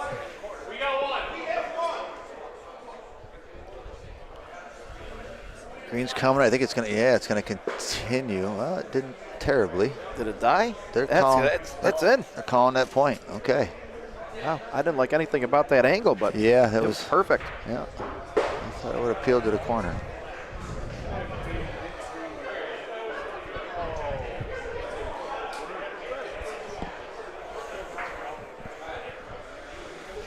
Well, we got a good game, Joey. Yes, we do. They did not disappoint. We've got another discussion going on. And I think this is going to be our last game because it looks like Michael's going to have some time to do his broadcast. Yeah, Lockport 1 is now up 15-3. They got a commanding lead over the ABC BBN Bocce Club.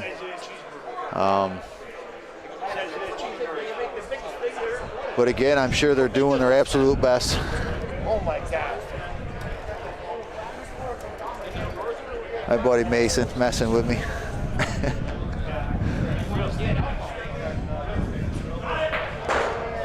Great broadcast. We were just listening. Sounds good out there.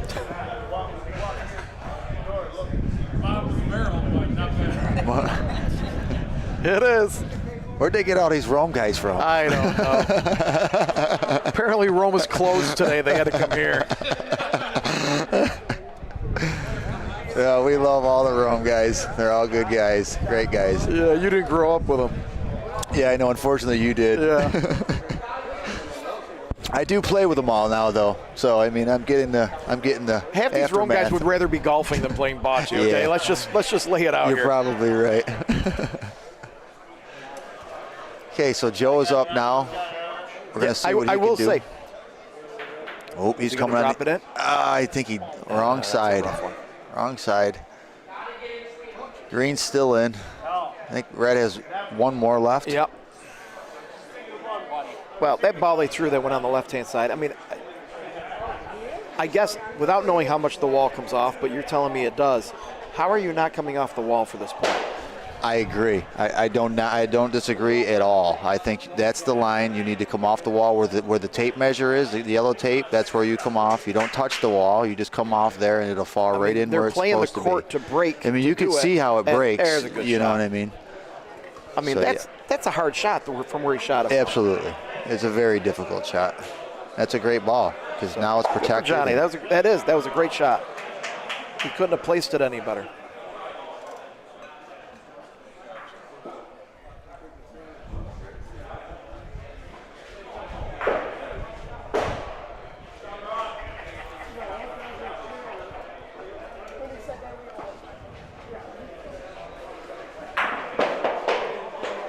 $14-12.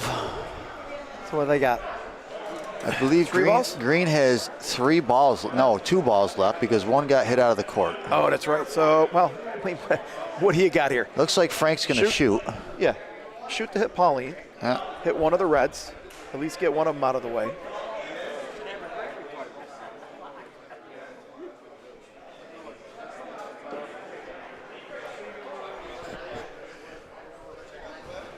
You got to move something. The only thing you can't do here is not hit anything. Yeah, I agree. You gotta hit something, and he got something, the wrong something, and that was an unfortunate break. It just clipped that front ball. Yeah, well, it moved their green out too. Yep. So even if they shot red, Pauline, or something, and moved one of them out, they're still giving up. They're still. I think they're giving up 3 right now. The way it sits. Yeah, it looks like I can't tell if there's a ball behind the red in the corner, but it does look like they're sitting at least 2, maybe 3. I think it's 2. I think there's a green in this corner.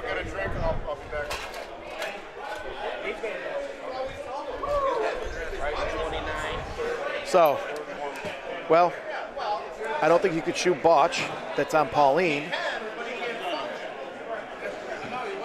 Because it's just going to send it over to the left where there's only reds. Yep. If there's a green in the corner here. Louis, is there a green in the corner there? Is there a green in the corner right there? I can't see. They're sitting 2. Red? 2 red. Yeah. So I don't know. I almost shoot the red on the left. Do you like a soft shot? So it might clip the other one out? I like shooting it. I like hitting that red hard on the left. That angle. Yep. Yeah, and you might now if he lays this in there and steals one of them, don't hit it. There's your problem. Just gave up 2. 14-14. We got a game now, boys and girls. Yes, we do. 14-14. I don't think shooting there's bad. I think anything you hit, you're going to be okay. I agree. At least take one away.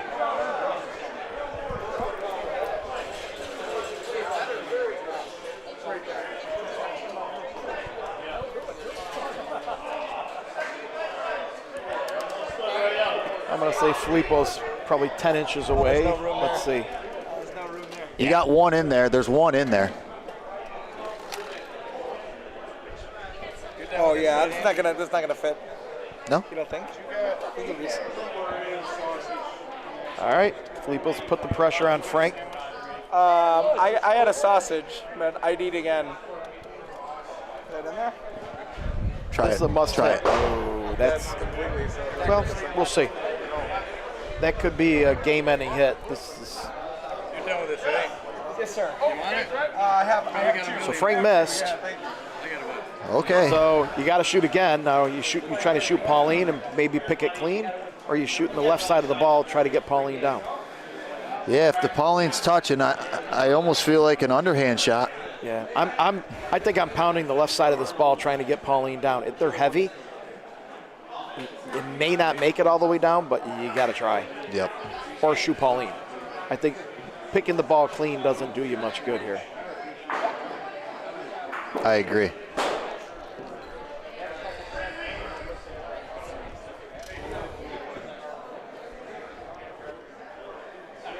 See what happens. Really? No, he tried to roll the angle and steal Really? it, but he just didn't get on the up high enough for it to come down. I mean, it's 2 points to go out. It sounds like it's 4 points to go out.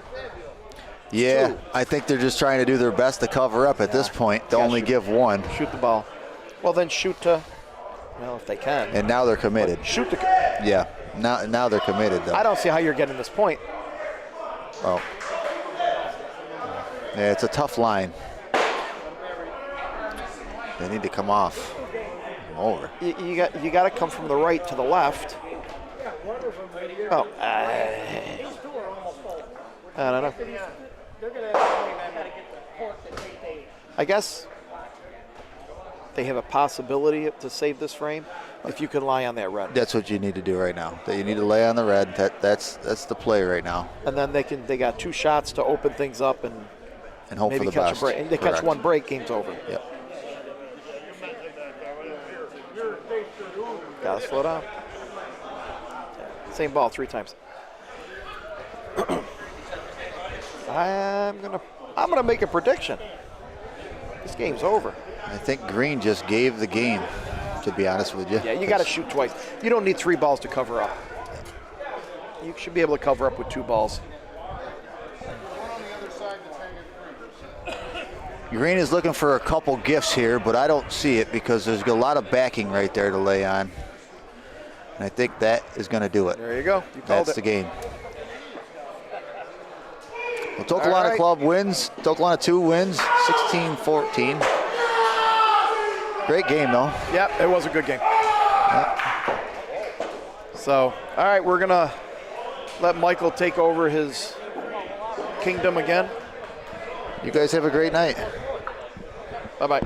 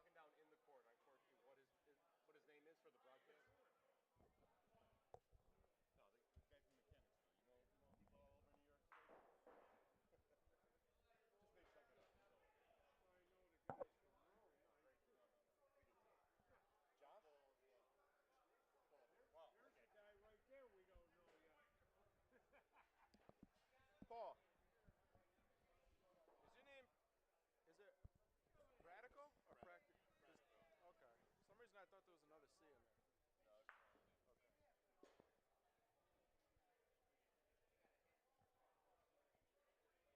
Who's what's the team name? The guys you're playing? No, your opponent.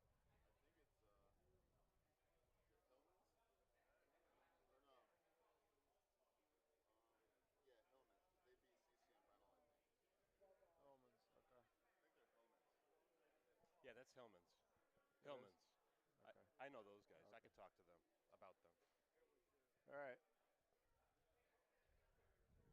Whenever you're ready. Well, I'll start it. You can join me when you're ready. You got an HDMI output on there?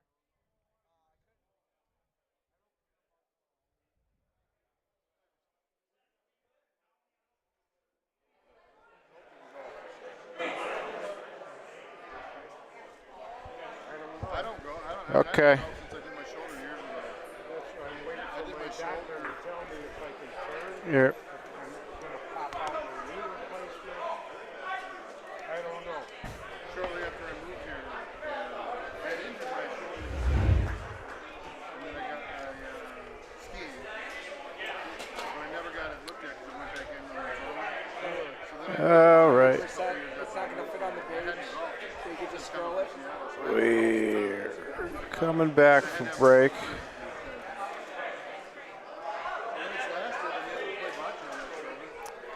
Court 2. Let's see. Who's winning?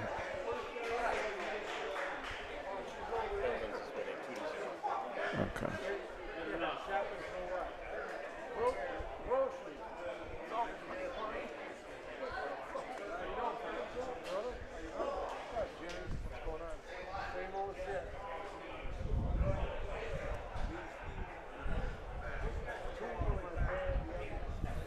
Let's see if this name is too long.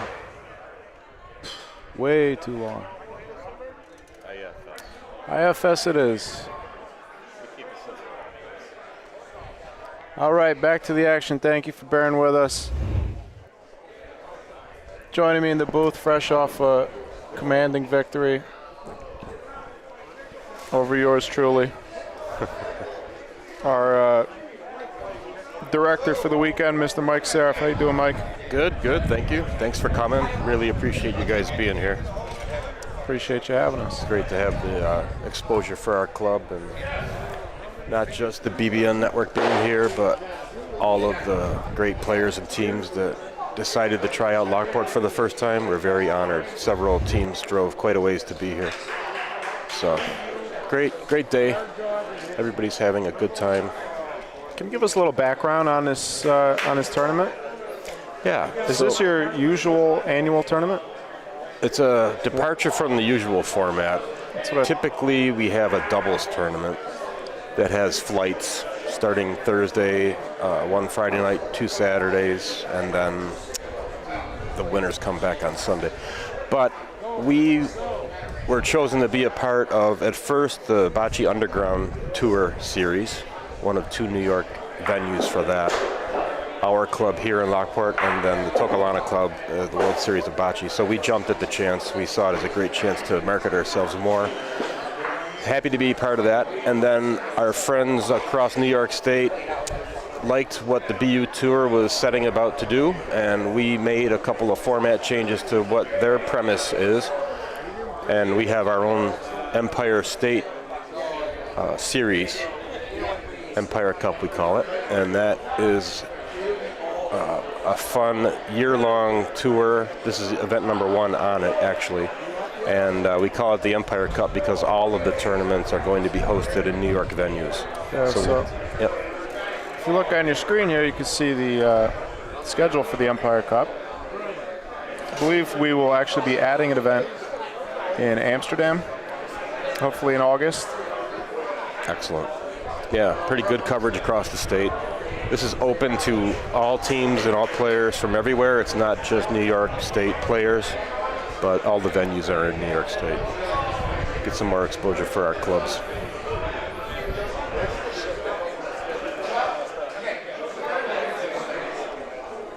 So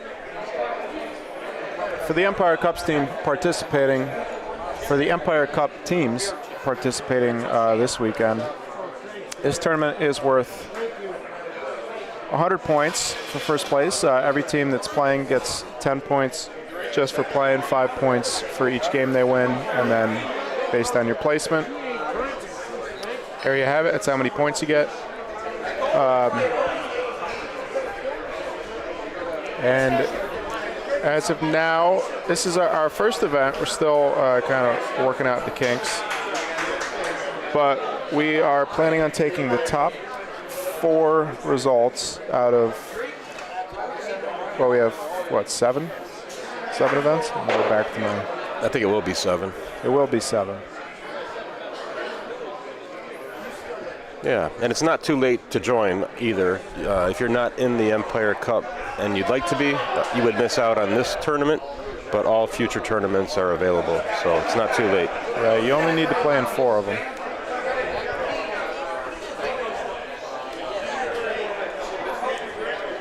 But this tournament is fun because it's dual purpose. We have several teams. I think there's 8 from the BU Tour and 4 or 5 from the Empire Cup, plus several other teams that are a part of neither of those tour series, but they just wanted to come out and play.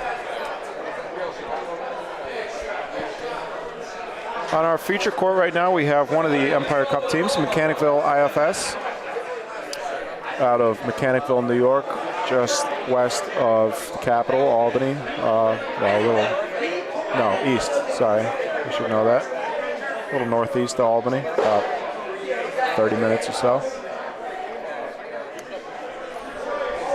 These guys play at their home club, Mechanicville Italian Fraternal Society, as well as they play in leagues at our home club in Troy, too. So very familiar with these players.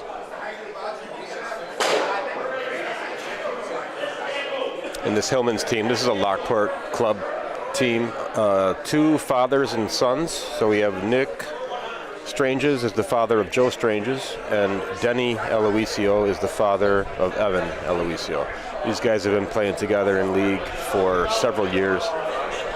Joe and Nick Stranges, they've actually started to travel a little bit, hit some of the tournaments in Ohio. They're always in Rome for the World Series, so they're getting the fever for various tournaments.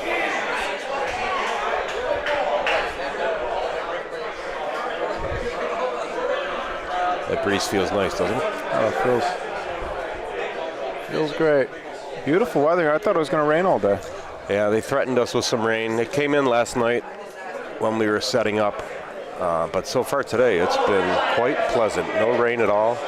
A little overcast, but we don't mind it. The breeze feels nice actually under the pavilion.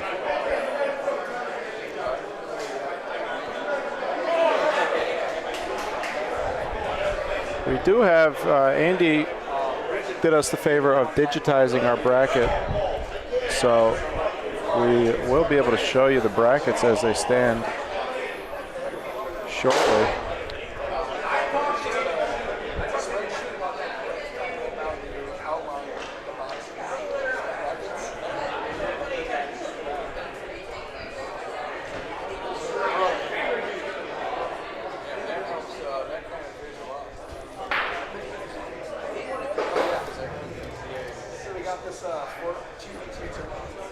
This particular game on the feature court is a loser bracket game. Winner of this game will be playing you guys, right? Yeah, shapes up that way. Looked like that was a dropped ball there. Came awfully close to hitting the other balls. Yeah. 3-1.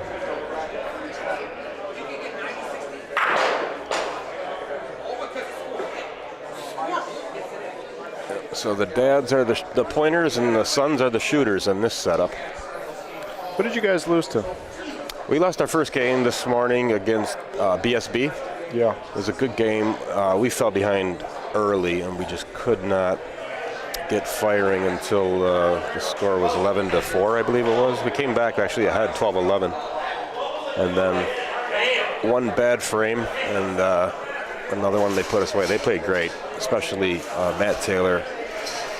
That team has never been here before, and he pointed like he built the courts. He pointed great.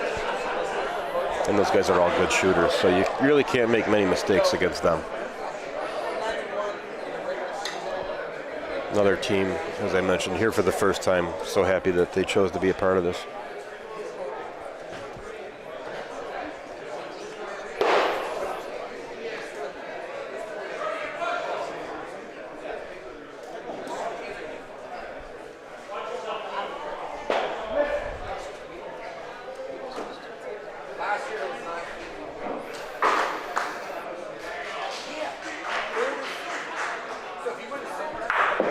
Good shot there by Joe.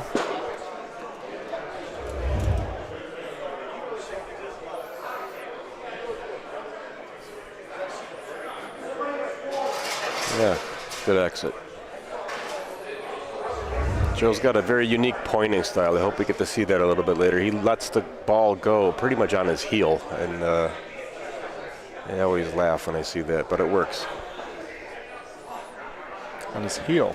So you Yeah, back of his foot. He lets it go back of his foot, and just one more obstacle in the way, right? Does he ever hit his foot? I've never seen it.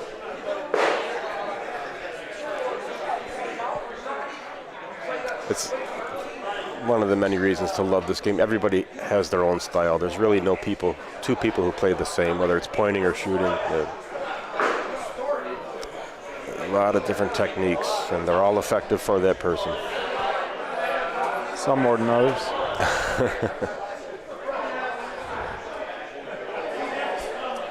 Three balls down for each team.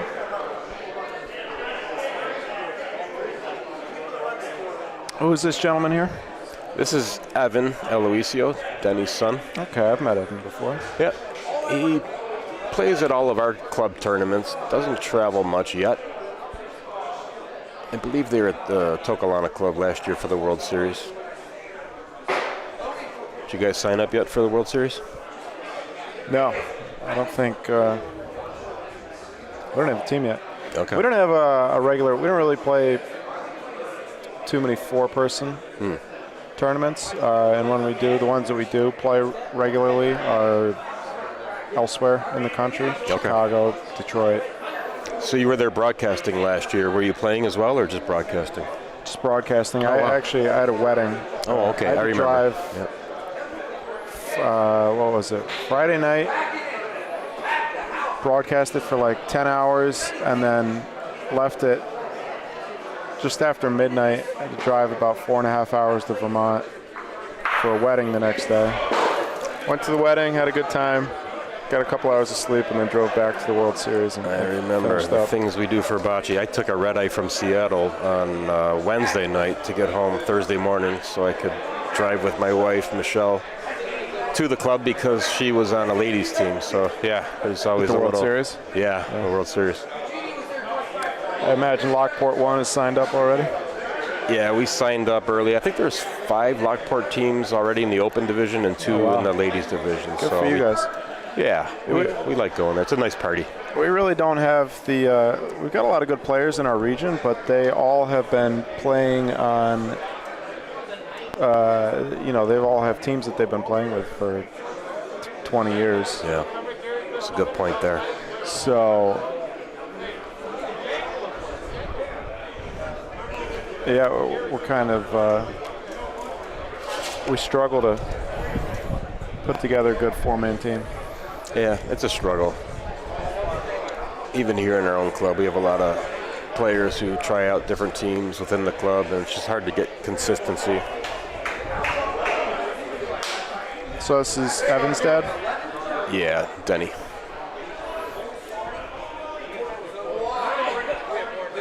That might be a good one. Yeah, great point. These players in this club, they have a really good feel for how to point on these courts. I think it's it's definitely a benefit of not traveling because you only have one set of courts to worry about, and they play very well, and actually they don't know how well they do play against very good teams. Yeah. Yeah, you see that sometimes, right? With guys who don't have that perspective. Like, Yeah, it's you fun. realize who you just beat. You know? Yeah. It is fun to see, and you explain it to them afterwards. You don't want to tell them during, make them a little nervous. Jimmy DeSenza, how you doing, Jimmy? Oh, sorry, reading the chat. Yeah, it started with 28 teams. We've been eliminated, so there's at least fewer than 28. Can we get your help with something here? Before you go, we got one question in the chat for you, Mike. Okay. Will this tournament, do you plan on always having this in the first week in May? To be determined. It depends on a few different things, but as of right now, that's the plan for next year. But it'll be posted as soon as we know for sure. Okay. Go ahead.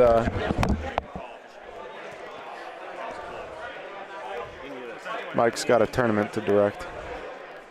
He's being pried away from the table.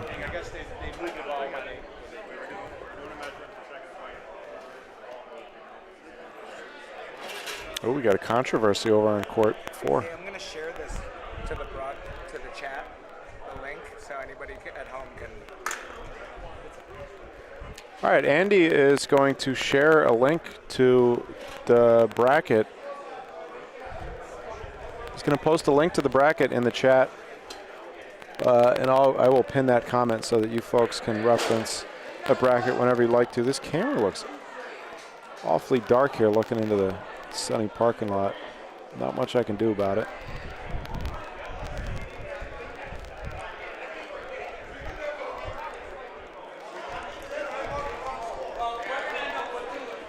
Let's see what the discussion is here. 2 balls back for Hillmans.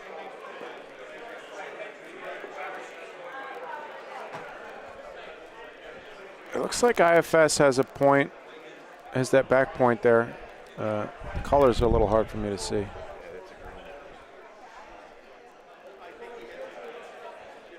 That's a green, deep. Wow, what a shot. Good shot, good result. Looks like 2 reds. Beautifully done.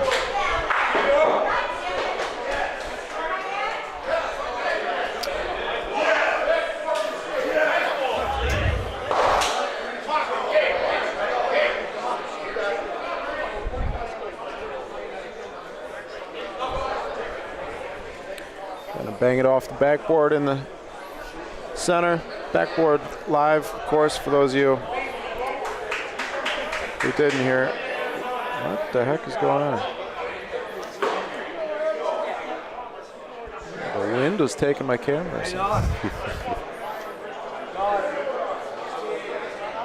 Yeah, we're playing backboard live for this tournament.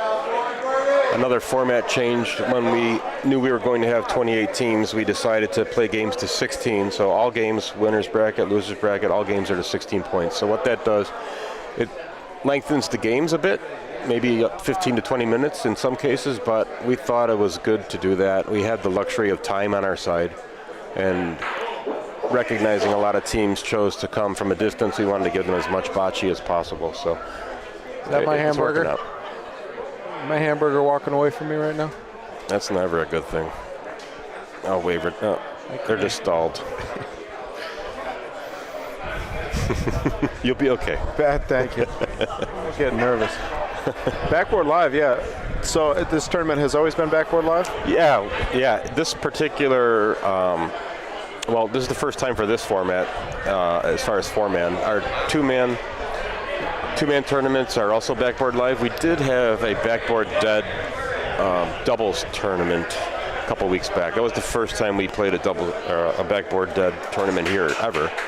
And it was quite popular. Really? First one ever? Yeah, it was new to many of our players, and they really enjoyed it. It's definitely a different strategy, and they adjusted pretty well. Do you There's think? A great point there. Oh, we got a drink order coming in. Do you think that the club will be moving more towards backboard dead, or? Yeah, not fully. What was the purpose of introducing? Just to get the club players, exposure to it. They've heard about it, but they've never tried it. And I think as this game grows in popularity and streaming, like yourself, Backboard Dead is becoming more visible. So there was enough interest to give it a try, and it was very favorable. So we'll do it at least once per year. We already decided to run back that doubles tournament in Backboard Dead format. So that'll be a once a year. And we hope that this one gains in popularity as well. We'll keep this format exactly as it is as far as Backboard Live. Yeah, I think we will see, as things evolve, I think we will see tournaments trend towards kind of standardized rule set, at least. It kind of has to happen. I think so. If you expect people to be able to watch, like, imagine if, every baseball game you watch, there was different rules. Yeah. Yeah, you wouldn't have viewership for very long. Even the players don't know the rules at every tournament, right? If there's a question about all the time. Yeah, I had a question just in the last game about the distance from the Polino to the sideboard. So there's a lot of format changes from venue to venue. So consistency would be wonderful. Do you have a preference yourself on Backboard Dead or Live? Dead. I prefer Dead. I have really grown to like it quite a bit. I love the strategy that's involved. Yeah. Sometimes Backboard, I mean, both, there's skill sets to both. There's value in both games, but Backboard Live can be kind of frustrating sometimes. Yeah. The better players, the cream floats to the top, but sure. Still. Yeah, I love those 4-foot points you have to beat when the Polino's on the backboard. It's a rush when you're a player. You live for those opportunities. Brings a lot of. It brings a few different elements into the game. Like it changes the strategy of, for example, shooting Paulino. Yeah. Like Backboard Live, you shoot Paulino. It's really not that much of an advantage unless the other team is out of balls. You just chuck one down and hit the backboard. Backboard Dead, you shoot Paulino, and you have a ball down there on the backboard, especially on longer courts. That's and huge. The other team doesn't. Yeah, it can be a big advantage.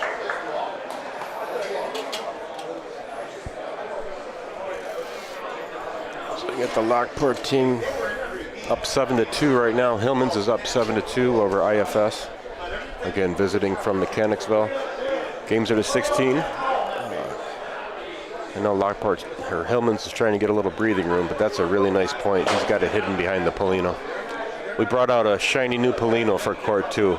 See if the cameras are picking it up a little bit better. I think it's working. Oh yeah, much more visible.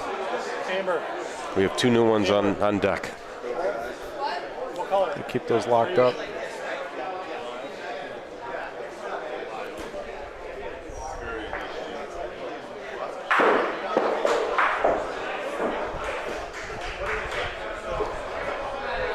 A little short there. These courts pretty consistent, having bend off the sideboards, but you got to get around that front ball, or else you're going to run right into it. It's a delicate shot. You have just enough speed to get by the front ball, but then slow enough so it falls in.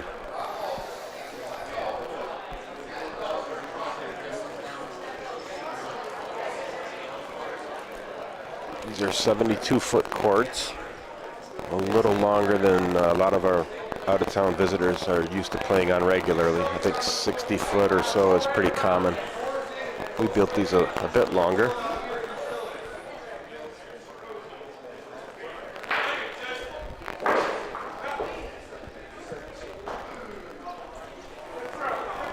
That one's a little heavy, not going to bend.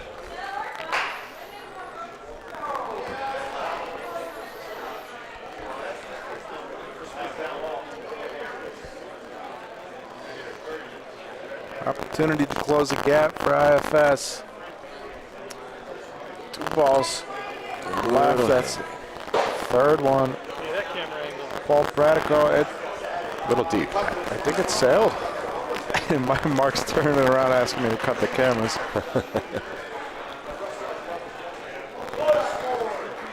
IFS got one sitting there. They got about, what do you think, Yeah. 4-ish, maybe a little more feet. Yeah.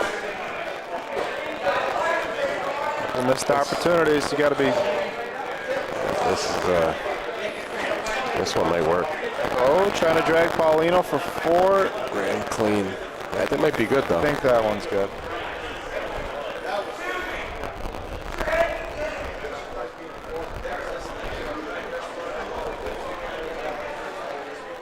And the court they're playing on, it has a little more bend on the side where Evan's standing right now by that pole in the middle. There's a rather significant hill right there. It's a big home court advantage. We know where that is and how it affects short and long points. So one of the things when you host a tournament, you have the benefit of court knowledge. But these players, they pick up on it pretty quickly. So Betty Rhodes, as the tournament goes out, yeah. How's that been? It's been great. Yeah, I mean, the typical questions, when we play next. A lot of that questions over. Yeah, it would be nice if it was more obvious, but I don't mind it. A little more education here. Would you guys ever use like Scoreholio or something to track that stuff? I would love to do that. I got to get the membership chasers to embrace technology a little bit more. But yeah, it's some people who've used it. It's obviously a great tool.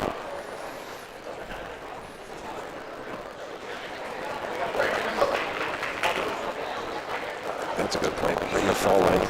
Yeah, on the pro side, a couple of feet in front of Paulino. See what Nix's coach is. I think he's going to play the hill and see if this bends one. Going straight, straight at it. All going straight so far. He nailed it. Wow. I'm surprised that ball didn't fall to our right a little more. No, it does. Great ball, though. As we're looking, it falls to the right. Yeah, there's a hill really peeking up right by that hole, that 4x4, in between the 1 and 2. Good hit.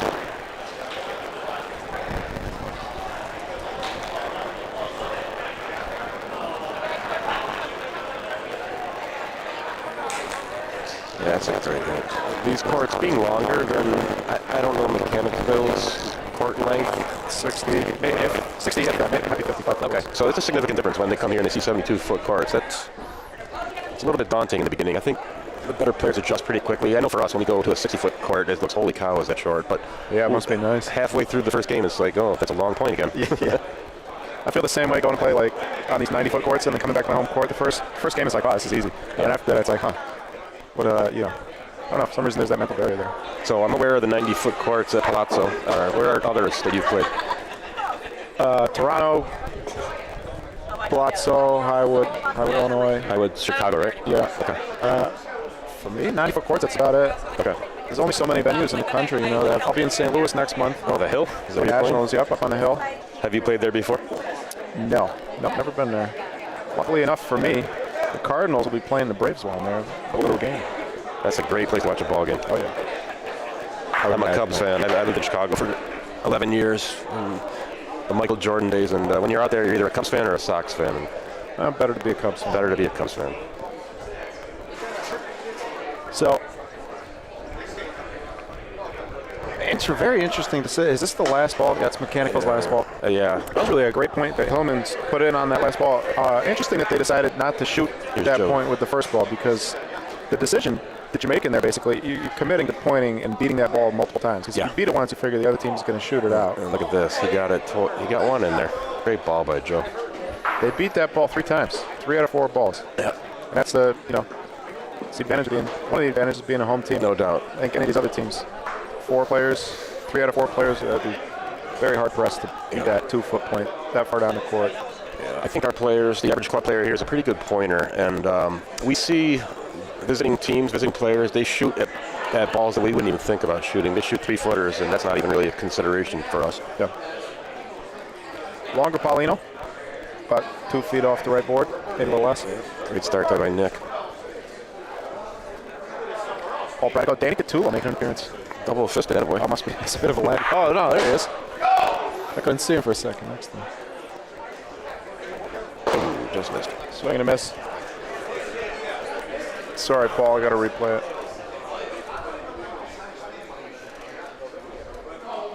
it. Yes, man. Not by much.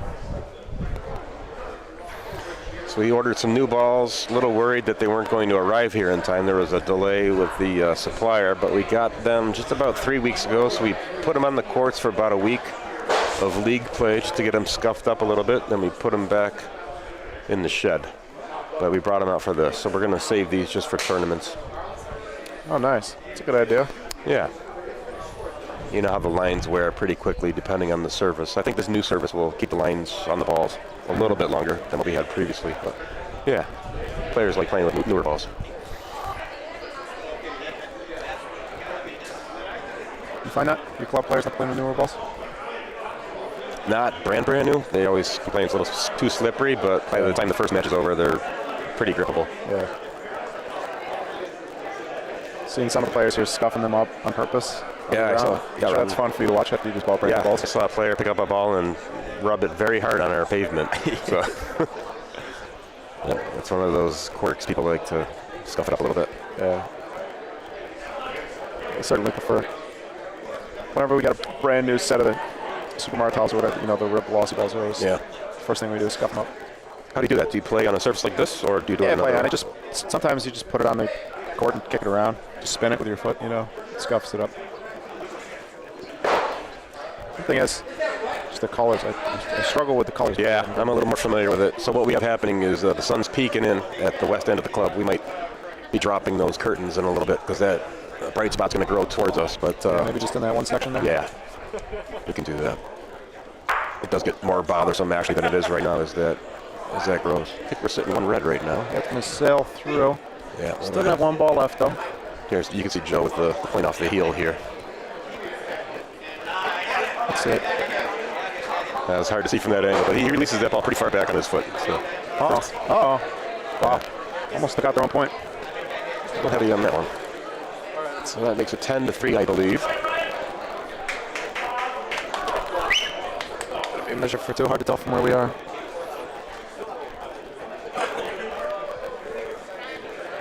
Wow, we got a break in the action. Let me dig out my sponsor sheet from me. A lot of great sponsors for this event. Very thankful for that. Yeah. First and foremost, our gold sponsor, the Lockport Bocce Club. Lockport Bocce has been bringing people together to enjoy the game of bocce since the late 70s when it all started on 2 small courts alongside the Erie Canal. Over the years, Lockport Bocce has had many homes where the sounds of bocce balls can be heard rolling down the courts along with the memorable voices of current and past generations of players.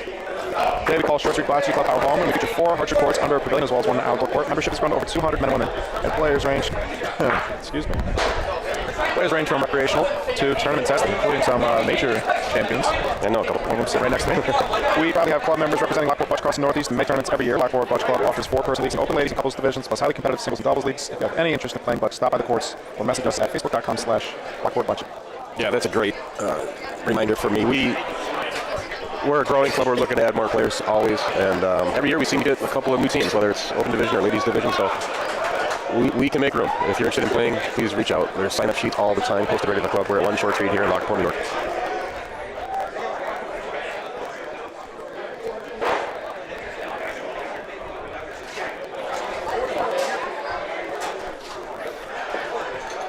So that Polino's in a tough spot. The hill is really a factor here. Everything falls to the pointer's left.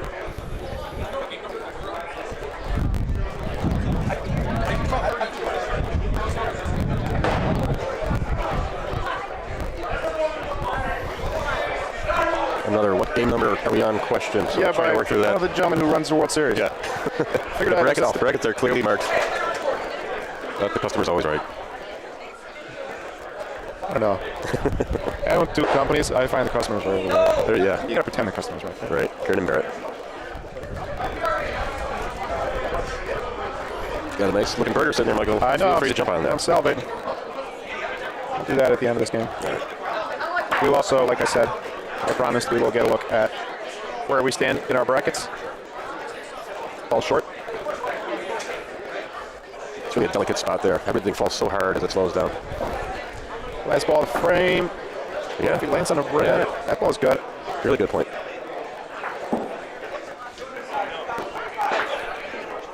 Nick's walking down a little chagrined. Yeah. Not happy with that frame.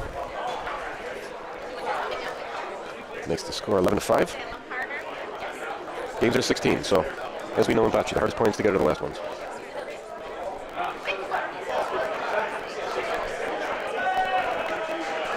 Audio's messed up, Ron. We had a little bit of wind earlier, maybe that's what they're hearing.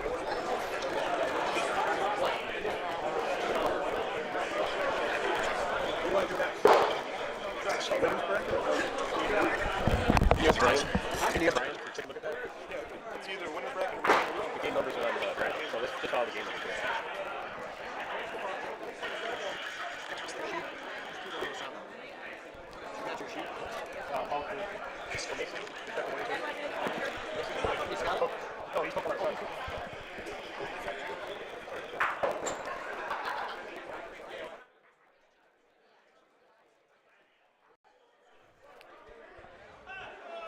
Gotta try something.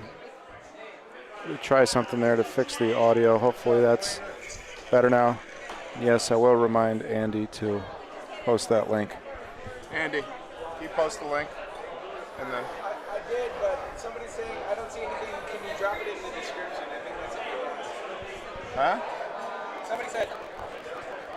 Yeah, I can't put it in the Leave the live description. brackets, let me know if this works. And then somebody said, don't see anything. Can you drop it in the description? Which I think is a big ask. Yeah, you didn't. Wait, there's no link. Hit it. Try it again. Maybe it won't. Maybe it won't let you post the link because. Here, can you pull up? Can you pull up the link on my phone? Yeah. Probably because. Can I just text it to you? Yeah. I think it's not letting Andy post the link, folks, because probably doesn't let viewers just post links in the chat. Makes sense. We got to sort it out. Hopefully the audio is better now.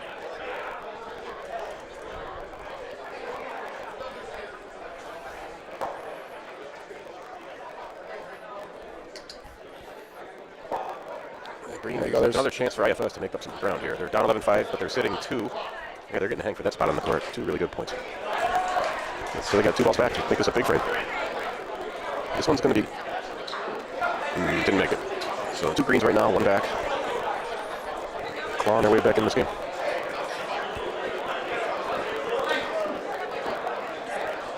Looks like a good one. Yeah. 3 greens. 5 unanswered points for McKinneyville. Still static, huh?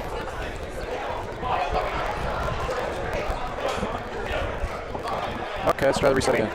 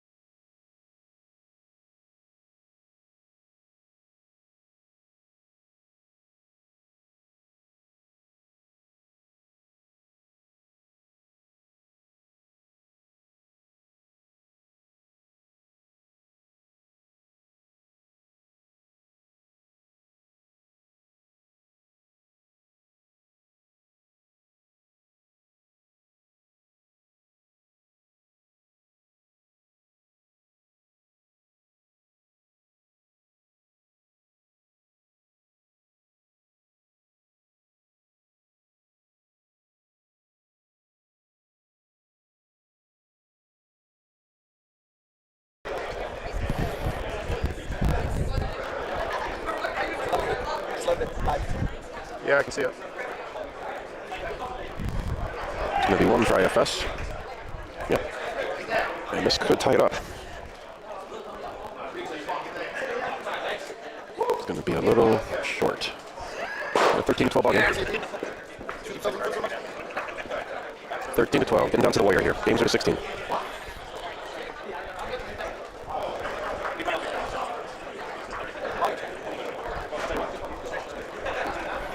Come back and go away.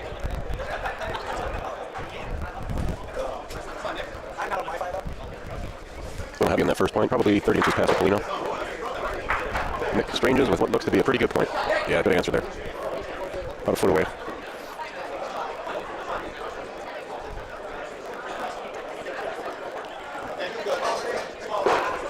It's a miss for IFS. Turns into a 2-ball advantage for Hillman's.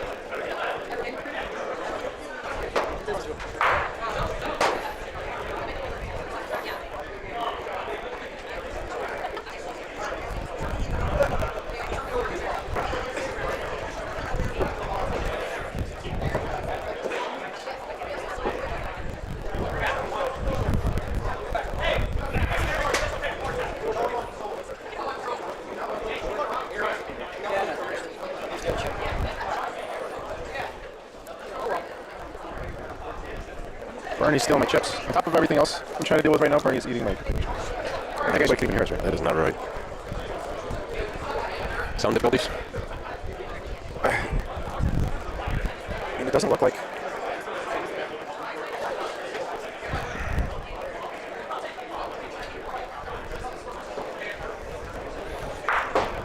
Missed by Joe. Right now, Red has their 14th point in. They have a chance for one more.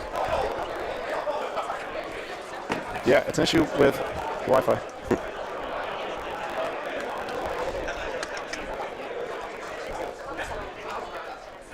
I don't know. The only thing we can really do is take everybody off the Wi-Fi or change the password to the Wi-Fi.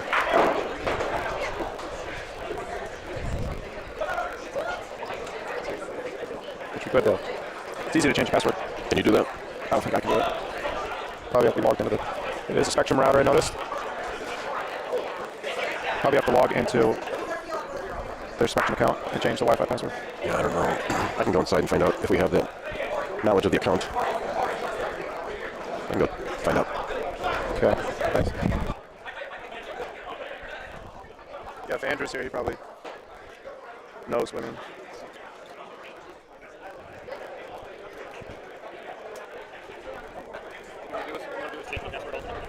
Yeah, it's the only way to kick everybody off.